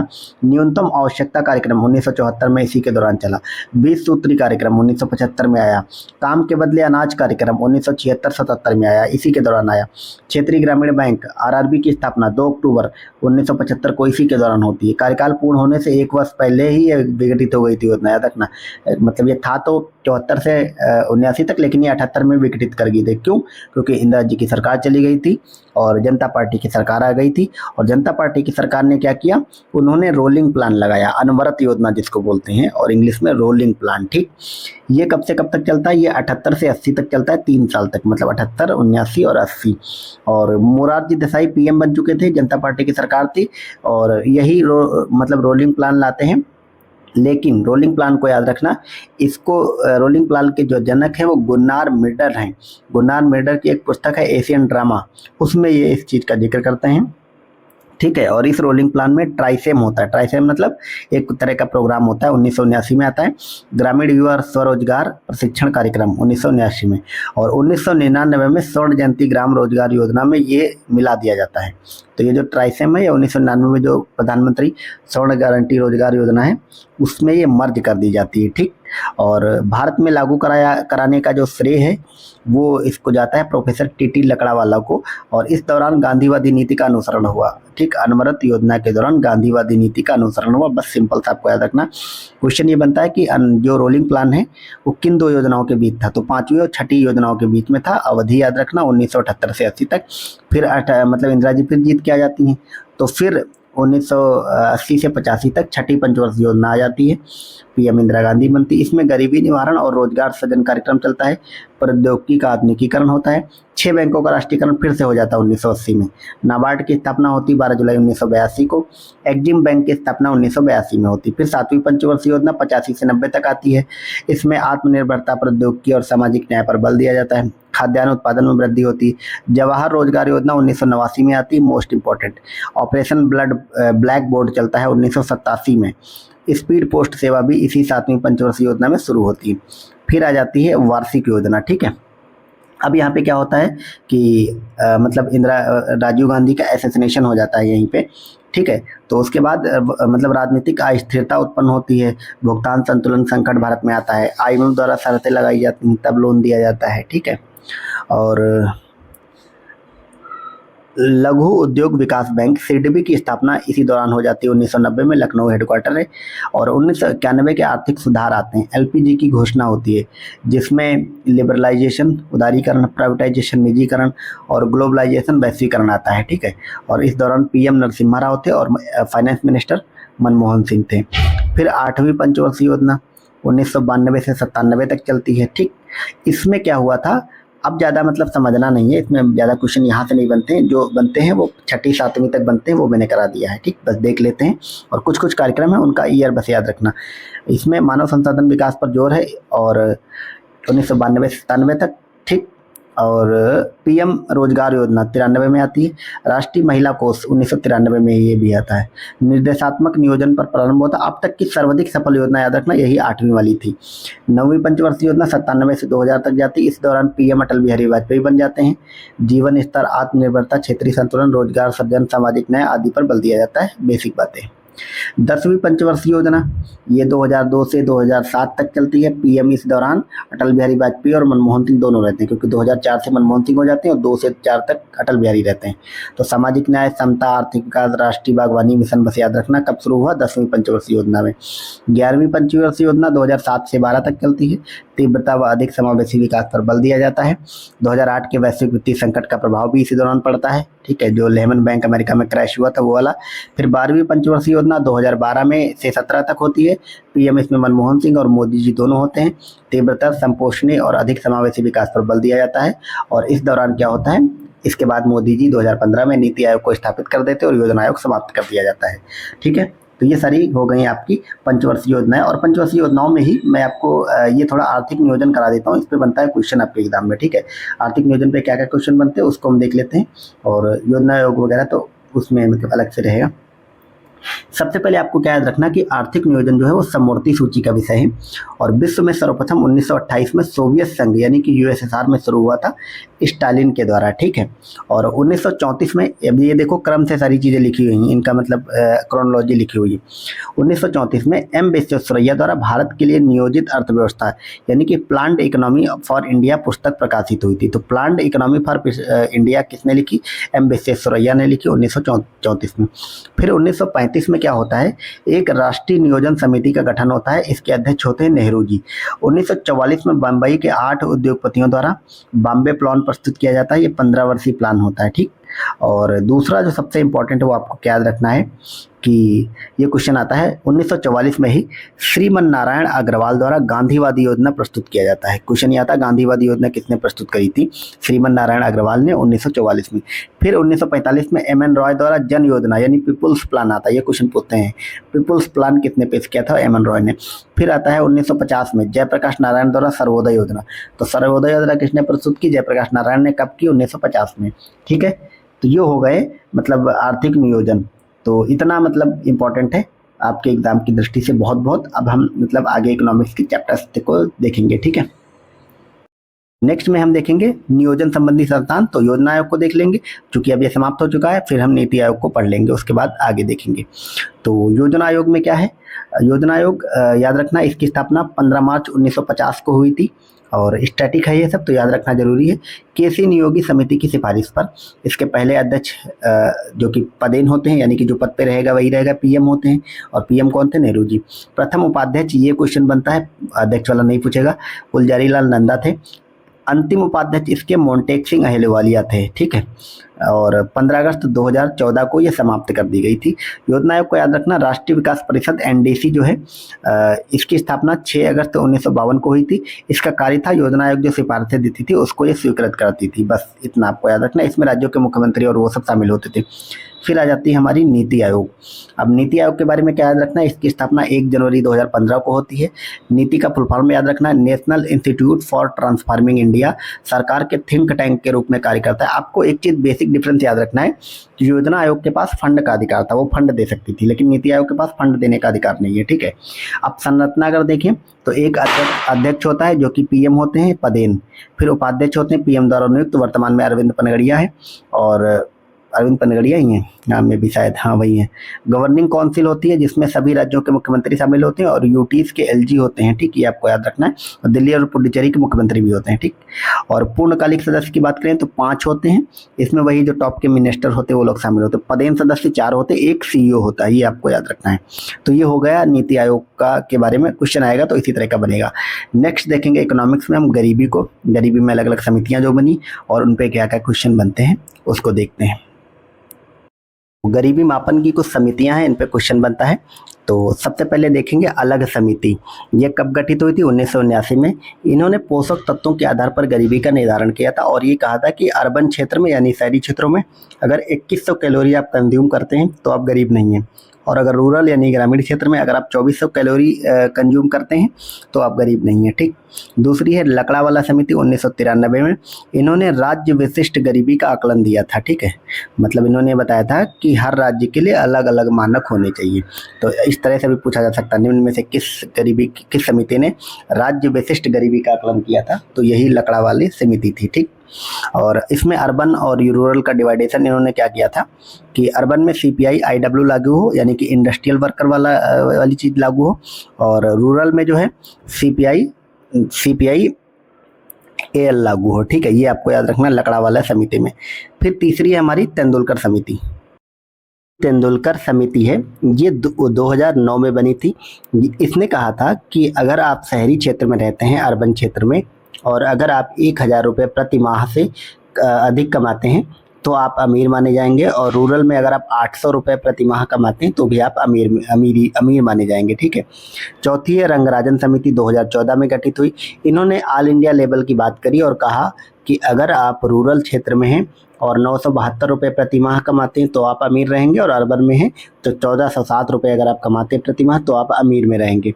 अब गरीबी से रिलेटेड कुछ अन्य बातें लिखी गई हैं, उसको आप देखो। परम गरीबी या जिसको एब्सोल्यूट पॉवर्टी कहते हैं, इसकी अवधारणा 1995 में आई और इसको यूएन ने दिया। निर्धनता का दुष्चक्र अवधारणा रैगनर नर्क्स ने दिया, ये आपको याद रखना है। गरीबी की संस्कृति जो है इसको किसने दिया? गरीबी की संस्कृति को यहाँ पे लिखा, गरीबी की जो संस्कृति है वो दिया ऑस्कर लुइस ने। यहाँ पे छूट गया है, आप याद रखना, नाम याद कर लो। ऑस्कर लुइस ने गरीबी की संस्कृति की बात करी है। The challenge of world poverty, ये बुक है, इसको लिखा है गुन्नार मिडल ने। गुन्नार मिडल कौन थे? इनको हमने देखा था अभी कब, रोलिंग प्लान वाले में। ठीक है। अब यहाँ पे कुछ टैक्स और कर से रिलेटेड समितियाँ हैं, इनको आप देख लो। तो जैसे एलकेजा समिति, इसको बस याद रखना कि ये सारी समितियां कहीं ना कहीं कर से रिलेटेड हैं, टैक्स से रिलेटेड हैं, बस कब बनी है याद रखना। एसके झा समिति 1977 में, राजा चिलैया समिति 71 में, नरसिम्हन समिति 91 और 98 में 2 बार बनी थी, केलकर 2002 में, और अघिया समिति 2016 में। ये याद रखना, अघिया समिति टैक्स से रिलेटेड है और ये 2016 में बनी थी। नेक्स्ट देखेंगे, अब यहाँ पे मतलब बेसिक आपका ये शुरू हो गया है इकोनॉमिक्स। ठीक है, और इनमें कुछ चीज़ें हैं, और जैसे टॉपिक है LIC है, सेबी है, ये सब उठाएंगे और इसमें क्या क्या पढ़ना है, मतलब इस तरह के टॉपिक रहेंगे। तो LIC 1956 में बनती है मल्होत्रा समिति की सिफारिश पर, और 1993 में निजी क्षेत्र में बीमा को लागू कर दिया गया, ये भी आपको याद रखना है। ठीक है, क्या याद रखना है?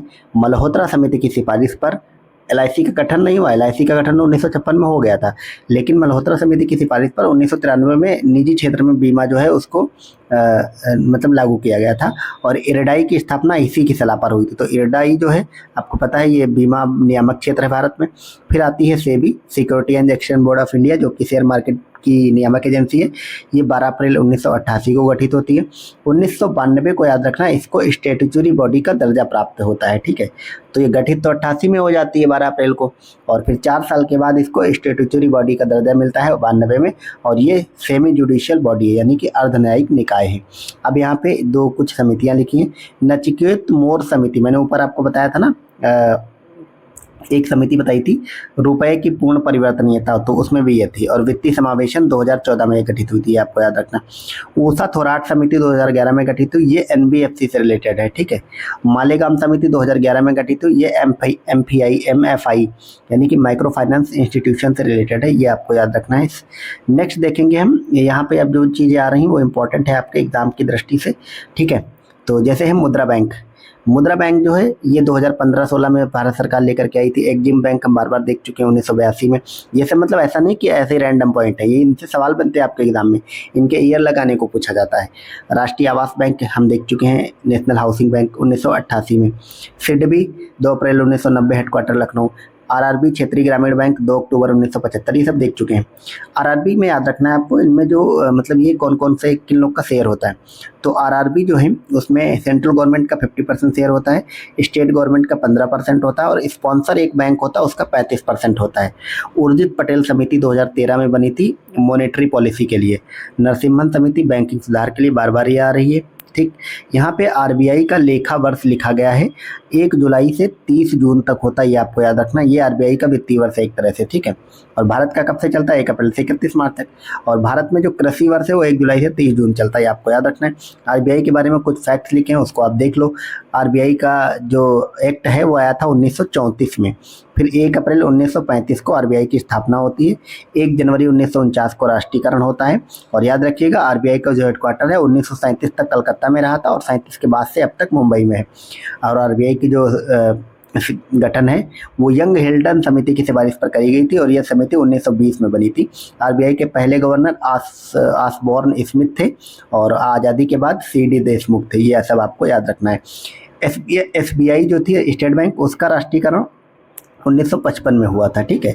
और राष्ट्रीयकरण होने का मतलब है ये मतलब सरकारी क्षेत्र की बैंक बन गई थी। इससे पहले इसका जो ओल्ड नेम, पुराना नाम था, वो इंपीरियल बैंक ऑफ इंडिया था, जो कि 1921 में गठित हुई थी, ये आपको याद रखना है। और 14 बड़े बैंकों का राष्ट्रीयकरण 69 में, उसके बाद 6 और बैंकों का राष्ट्रीयकरण 80 में हुआ था, ये आपको याद रखना है। अब कुछ बेसिक फैक्ट हैं, जैसे एक है डाकू राज्य। तो डाकू राज्य याद रखना है, बंगाल को कहा जाता था 1765 से 72 के दौरान, ये मतलब अंग्रेजों के टाइम पे, ठीक। इस कालखंड को कहते, तो कालखंड भी याद रखना। 1765 से 72 के दौरान बंगाल को डाकू राज्य कहते थे। के.एम. पटेक्कर ने इसको कहा है, मतलब इन्होंने इसकी संज्ञा दी है। उत्तरी भारत में भूमि कर व्यवस्था का जनक मार्टिन बर्ड को कहते हैं। तो अब ये मोस्ट इंपॉर्टेंट कुछ वन लाइनर फैक्ट हैं, ये आपको यहाँ पे याद रखना है, ठीक है। और दूसरा देखेंगे प्लानिंग एंड पुअर, ये एक बुक है, ये किसने लिखा है? नहीं, ऊपर एक बुक छूट गई, the land system of British India. The land system of British India ये किसके लिखा है? B.H. ब्रेडन पावल ने लिखी है। Planning and the poor book ये B.S. मिन्हास ने लिखी है। असंतुलित विकास का सिद्धांत, अब यहाँ पे कुछ सिद्धांत दिए गए, यहाँ से क्वेश्चन बनता है। असंतुलित विकास का सिद्धांत हर्षमैन ने दिया। प्रबल धक्का का सिद्धांत रोजस्टीन रोडा ने दिया। अब ये इंपॉर्टेंट है, इन सबको आपको बार बार देखना पड़ेगा, सुनना पड़ेगा या फिर पढ़ना पड़ेगा, तभी याद होगा। भुगतान सामर्थ्य का दृष्टिकोण एडम स्मिथ ने दिया। इष्टतम करारोपण का सिद्धांत आर्थर लॉफर ने दिया, इसने ही लॉफर वक्र का दिया था, ठीक है।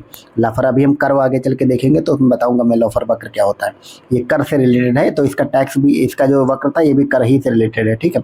और ये तो बहुत इंपॉर्टेंट है इस साल के एग्जाम के लिए, क्योंकि ये कर मतलब न्यूज़ में भी आ गया है करंट में। क्यों? क्योंकि अभी जीएसटी की दरें घटाई गई, तो ये सब उसी से रिलेटेड है, मैं आपको अभी बताऊंगा आगे। व्यय कर जो है वो कोल्डार से रिलेटेड है, और टोबिन कर ये जेम्स टोबिन से रिलेटेड है, ये आपको याद रखना है।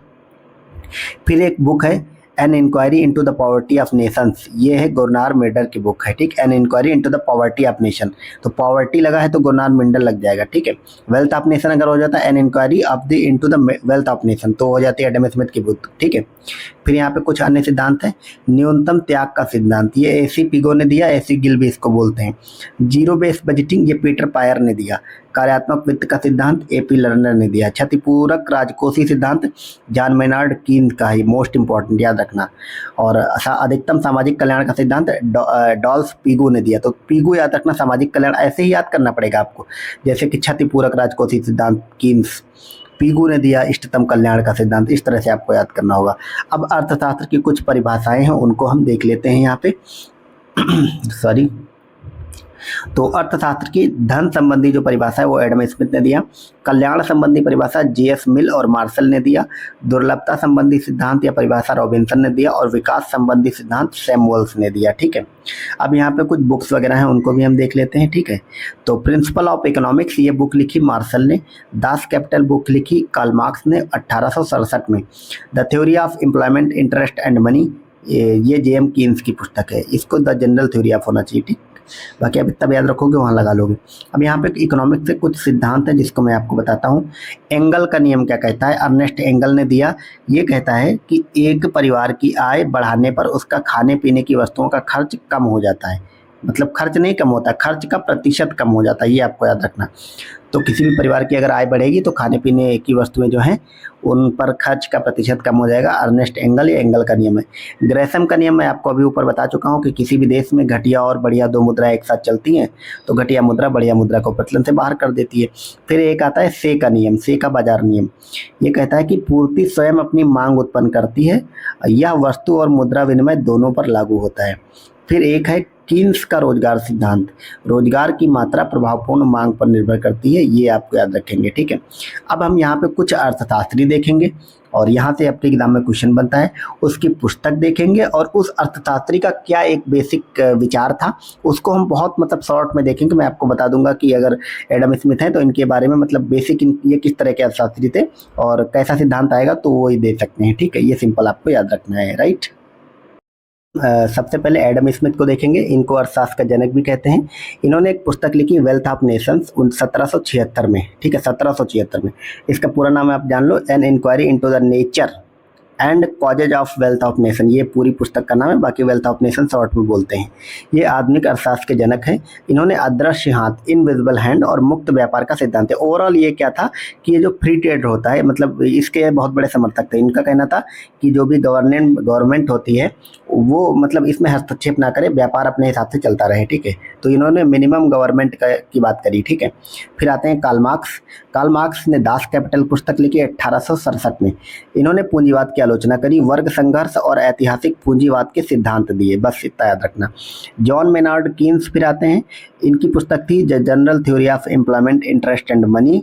और इन्होंने क्या कहा कि पहली बात तो याद रखना, कीन्स की थ्योरी आई थी महामंदी के समय, जो कि 1929 में आई थी और सरकार द्वारा आर्थिक गतिविधियों में हस्तक्षेप के पक्षधर थे। ये इनका कहना था, ये था कि मतलब आप मान के चलो जैसे कि जब देश में मंदी आ जाए एक तरह से तो सरकार को खूब सारा पैसा बांट देना चाहिए जनता में। ठीक है, तो आर्थिक गतिविधियां तेज हो जाएंगी।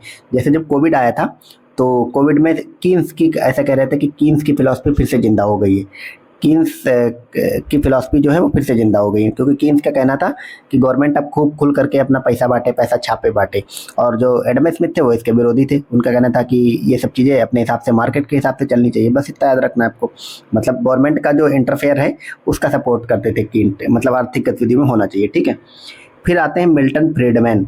इन्होंने पुस्तक लिखी capitalism and freedom, free to choose. ठीक है, और ये भी मतलब एडम स्मिथ की तरह थे, फ्री मार्केट और मिनिमम गवर्नमेंट के समर्थक थे, मौद्रिक नीति के समर्थक थे। फिर आते हैं David Ricardo, principle of the political economy and taxation. Ricardo को हमेशा याद रखना, टैक्सेशन से रिलेटेड जब भी कुछ होगा तो रिकार्डो जरूर आएंगे। ठीक है, फिर एक है तुलनात्मक लाभ का सिद्धांत, ये इन्होंने दिया, कॉम्परेटिव एडवांटेज। फिर आते हैं थॉमस रॉबर्ट माल्थस। और माल्थस आपको पता है, माल्थस साहब जब भी आएंगे तो बात होगी जनसंख्या की। इनकी एक पुस्तक है an essay on the principle of population. ठीक है, बहुत फेमस इनकी पुस्तक है, याद रखना। और इन्होंने कहा कि पॉपुलेशन ग्रोथ जो है वो समानुपाती होती है फ्रूट प्रोडक्शन के। ठीक है, फिर आते हैं अमर्त्य सेन, बहुत इंपॉर्टेंट। इनकी पुस्तक है अप्रोच। ओके, इनकी पुस्तक ये है development as freedom, poverty and feminism. ठीक है, और इन्होंने एक अप्रोच दिया या सिद्धांत मान लो आप, कैपेबिलिटी अप्रोच। और इनका कहना था कि जीडीपी ग्रोथ रेट जो है वो ज़्यादा इंपॉर्टेंट नहीं है, बल्कि सोशल ग्रोथ ज़्यादा इंपॉर्टेंट है। ठीक है, और फिर आते हैं डॉक्टर भीमराव अम्बेडकर। इनकी एक पुस्तक है द प्रॉब्लम ऑफ रूपी, its origin and its solution. बस इतना आप याद रखना, द प्रॉब्लम ऑफ रूपी, ये डॉक्टर भीमराव अम्बेडकर की पुस्तक है। फिर आते हैं जॉन रॉबिन्सन। इन्होंने the economics of imperfect competition की बात करी और मोनोपोलिस्टिक कंपटीशन का इन्होंने सिद्धांत दिया। फिर गुरनार मेंडल आते हैं, बार बार आ जाते हैं। Asian drama and inquiry into the poverty of nation देख चुके हैं हम, और सोशल रिफॉर्म की वकालत करी इन्होंने। फिर पॉल सैमुअल्सन आते हैं, फाउंडेशंस ऑफ इकोनॉमिक एनालिसिस ये की पुस्तक इन्होंने लिखा। इंट्रोड्यूस थ्योरी, इन्होंने कौन सी थ्योरी इंट्रोड्यूस की? Mathematical method in economics. और ये पहले याद रखना, ये पहले जो पॉल सैमुअल्सन है पहले अर्थशास्त्री थे अमेरिका के जिनको कि नोबेल मिला था। ठीक, तो ये हो गई कुछ पुस्तकें और इकोनॉमिक्स के राइटर, उनके सिद्धांत, इस पे भी देख लेना। और अब हम कुछ इंपॉर्टेंट फैक्ट इकोनॉमी के देख लेते हैं, जैसे कि ये है कि रुपए का अवमूल्यन भारत में 3 बार हुआ है। 1949 में पहली बार, फिर 66 में, और फिर होता है 91 में। ठीक, ये दोनों याद रखना। नोस्ट्रो अकाउंट होता है, याद रखना, विदेशी बैंकों जो विदेशों में हैं उसमें भारतीय बैंकों का जो खाता है उसको नोस्ट्रो अकाउंट कहते हैं। तो 2 प्रकार के अकाउंट होते हैं, नोस्ट्रो और ओस्ट्रो। तो विदेशी बैंकें जो हैं जो कि विदेशों में स्थित तो उसमें जो भारतीय बैंकें अपना खाता रखती हैं उसको नोस्ट्रो अकाउंट कहते हैं। और इसी तरह जो विदेशी बैंकें हैं वो भारत की बैंकों में, भारत में जो खाता खोलते हैं उसको ओस्ट्रो कहते हैं। ठीक है, मुद्रास्फीति या इन्फ्लेशन की जो गणना है वो किस पे होती है? वो WPI पे होती है, यानी कि होलसेल प्राइस इंडेक्स पे होती है। ठीक है, और ये भी हम देखेंगे आगे चल के अच्छे से लास्ट में। प्राइवेट सेक्टर बैंक, याद रखिएगा, नरसिंहमन समिति की सिफारिश पर भारत में चालू हुए थे। बैंकिंग लोकपाल की योजना 14 जून 1995 को आई थी। RBI अधिकतम कितने तक के नोट जारी कर सकता है ये आप बताओ? तो RBI जो है वो अधिकतम 10,000 तक के नोट जारी कर सकता है, और सिक्कों की बात करें तो अधिकतम 1,000 तक के सिक्के जारी कर सकता है। रिजर्व बैंक नोट मुद्रण लिमिटेड की स्थापना कब हुई? 3 फरवरी 1995 को। राष्ट्रीय साख परिषद 22 दिसंबर 1970। मतलब ये सब चीज़ें आप एक बार देख लेना क्योंकि ये सब पूछा जाता है। ठीक है, भारतीय ऋण गारंटी निगम 71 में, भारतीय प्रतिभूति व्यापार निगम 94 में, बम्बई स्टॉक एक्सचेंज द्वारा सेंसेक्स कब शुरू किया गया? 1986-87 में। टकसाले कहाँ है? टकसाले मतलब जहाँ पे सिक्कों की ढलाई होती है, तो 4 जगह पे हैं, मुंबई, कोलकाता, हैदराबाद और नोएडा में। ये सब याद रखना, आप क्वेश्चन बनेगा तो कंफ्यूज मत होना मेन एग्जाम में। ठीक है, तो ये है दूसरा, कहाँ गया? सिक्योरिटी पेपर मिल। तो जो गवर्नमेंट की सिक्योरिटी जारी होती है वो होशंगाबाद MP में बनते हैं। बजट की परंपरा का श्रेय जेम्स विल्सन को जाता है। 1921 में सामान्य बजट को रेलवे बजट से अलग कर दिया गया था, याद रखिएगा, अकबर्थ समिति की सिफारिश पर, ये इंपॉर्टेंट है। शून्य बजट प्रणाली राजीव गांधी भारत में लाए थे, और ये अमेरिका की तकनीक है, ये भी याद रखना। इसका सिंपल सा मतलब ये होता है कि जैसे इस साल का बजट आया और जो भी बजट आवंटित हो, अगले साल जब बजट आएगा तो 0 से सब कुछ आवंटित होगा, पुराना वाले से कोई संबंध नहीं रखा जाएगा। ठीक है, घाटे के बजट को अपनाने वाला पहला शासक कौन था? तो मोहम्मद बिन तुगलक था, याद रखना, थोड़ा हिस्ट्री से रिलेटेड है। ठीक है, फिर है एक कोलंबो योजना की अवधि क्या थी? तो 1951 से 57 तक। KCC मतलब किसान क्रेडिट कार्ड जो है वो कब शुरू हुआ था? तो ये 1998 में शुरू हुआ था, इसको जारी किया था नाबार्ड ने, वही जारी करता है। राष्ट्रीय कृषि विपणन संस्थान जयपुर में है। आयात निर्यात से संबंधित भुगतान शेष क्या कहलाता है? तो व्यापार शेष कहलाता है। और सुपर 301 क्या है अगर पूछ ले तो याद रखना, अमेरिकी व्यापार कानून की धारा है। कर्मचारी राज्य बीमा योजना 1952 में। काम के बदले अनाज कार्यक्रम 1977-78 में शुरू हुआ था। लेखा सांख्यिकी, राष्ट्रीय लेखा सांख्यिकी जो है वो शोध पत्र जारी करती है। ठीक है, गोल्डन हैंडशेक स्कीम क्या होती है? तो जो लोग स्वेच्छा से सेवानिवृत्ति लेते हैं, रिटायर हो जाते हैं, उसको गोल्डन हैंड स्कीम कहते हैं। भारतीय रुपए का चिन्ह किसने बनाया था? D उदय कुमार ने, मतलब डिजाइन किया था। अंत्योदय योजना 1977-78 में शुरू हुई। ठीक है, और बीमा नियामक एवं विकास प्राधिकरण ये कहाँ स्थित है? हैदराबाद में। सेज मतलब इकोनॉमिक स्पेशल इकोनॉमिक जोन, ये 2005 में आया था एक्ट। जीवन के भौतिक गुणवत्ता का सूचकांक का प्रतिपादन जो है वो जॉन टिनवर्जन ने किया था 1976 में, लेकिन इसका वैज्ञानिक एवं व्यवस्थित रूप डी मॉरिस ने दिया था, ये याद रखना आप लोग, इंपॉर्टेंट है थोड़ा ये वाला। ठीक है, मुद्रा स्वयं मुद्रा का निर्माण करती है, किसका कथन है? तो क्रोमर का निधन, याद रखना, क्रो उमर का ये कथन है कि मुद्रा स्वयं मुद्रा का निर्माण करती है। शीघ्र पलायन वाली मनी क्या कहलाती है? शीघ्र पलायन वाली मनी को कहते हैं हॉट मनी। और जैसे डॉलर है, डिमांड इसकी अधिक होती है, हम बार बार देख चुके हैं। हिंदू वृद्धि दर GDP से संबंधित है, GDP ग्रोथ रेट से रिलेटेड है। नेफ्ट यानी कि नेशनल इलेक्ट्रॉनिक फंड ट्रांसफर, इसकी शुरुआत अक्टूबर 2005 में हुई थी, नेशनल इलेक्ट्रॉनिक फंड ट्रांसफर। तो ये कुछ बेसिक रखने वाली चीज़ें थी, इकोनॉमिक्स के बारे में देख लो। अब यहाँ पे हम कुछ इकोनॉमिक इंडेक्सेस को देखेंगे, इस पे आपके एग्जाम में क्वेश्चन बनता है। ठीक है, अब ज़्यादा नहीं बचा है, बस 5-10 मिनट में हम इसको कंक्लूड करते हैं। इकोनॉमिक इंडेक्स, तो CPI मतलब कंज्यूमर प्राइस इंडेक्स, आपको क्या ध्यान रखना है कि इसको जारी करता है NSO। ठीक है, और याद रखिएगा कि ये गुड्स और सर्विस दोनों के लिए जारी होता है, मतलब दोनों इसमें काउंट्स होते हैं। और आम जनता की महंगाई इसी सीपीआई से पता चलती है। और आरबीआई जो है अपनी महंगाई दर मापने के लिए, इन्फ्लेशन मापने के लिए इसी सीपीआई का यूज करता है। और इसका आधार वर्ष पहले 2012 हुआ करता था, लेकिन अब बदल के 2023-24 हो गया है। ठीक, सिंपल सा याद रखना है। डब्ल्यूपीआई मतलब होलसेल प्राइस इंडेक्स, याद रखिएगा, इसको एनएसओ नहीं जारी करता, इसको डीपीआईआईटी जारी करता, वाणिज्य मंत्रालय के तहत। ठीक, ये थोक बाजार को मापता है। ठीक है, ये याद रखना आपको। ये जैसे ये आम जनता की महंगाई में नहीं मापता, ये थोक बाजार को मापता है। और इसमें पहली बात केवल गुड्स शामिल होती है, इसमें सर्विसेज शामिल नहीं होती, बल्कि इसमें सर्विसेज भी शामिल होती। ठीक है, तो ये आपको याद रखना है। आधार वर्ष 6 का क्या है, तो पहले इसका 2011-12 था, अब 2022-23 हो गया, और इसका क्या हो गया 23-24। ठीक है, सिंपल था, आपको याद रखना है। फिर हम देखेंगे आईआईपी। आईआईपी क्या होता है, इंडस्ट्रियल इंडेक्स ऑफ प्रोडक्शन, इसको भी एनएसओ जारी करता है। यह औद्योगिक क्षेत्र जैसे कि खनन, निर्माण, बिजली, इन सब के उत्पादन को मापता है।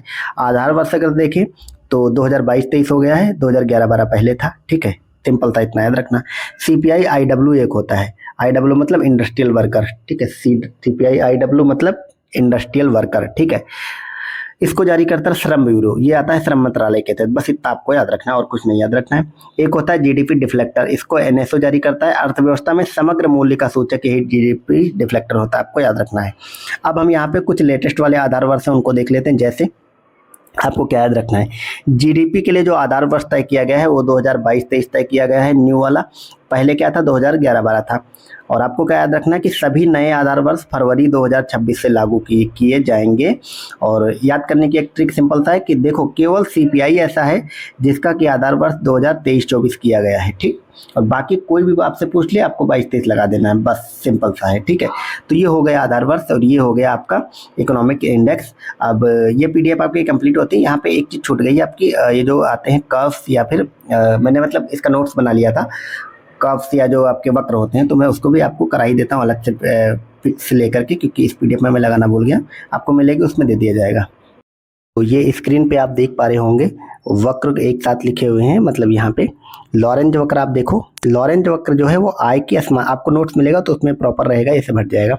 लॉरेंज वक्र जो है वो आय की असमानता को मापता है।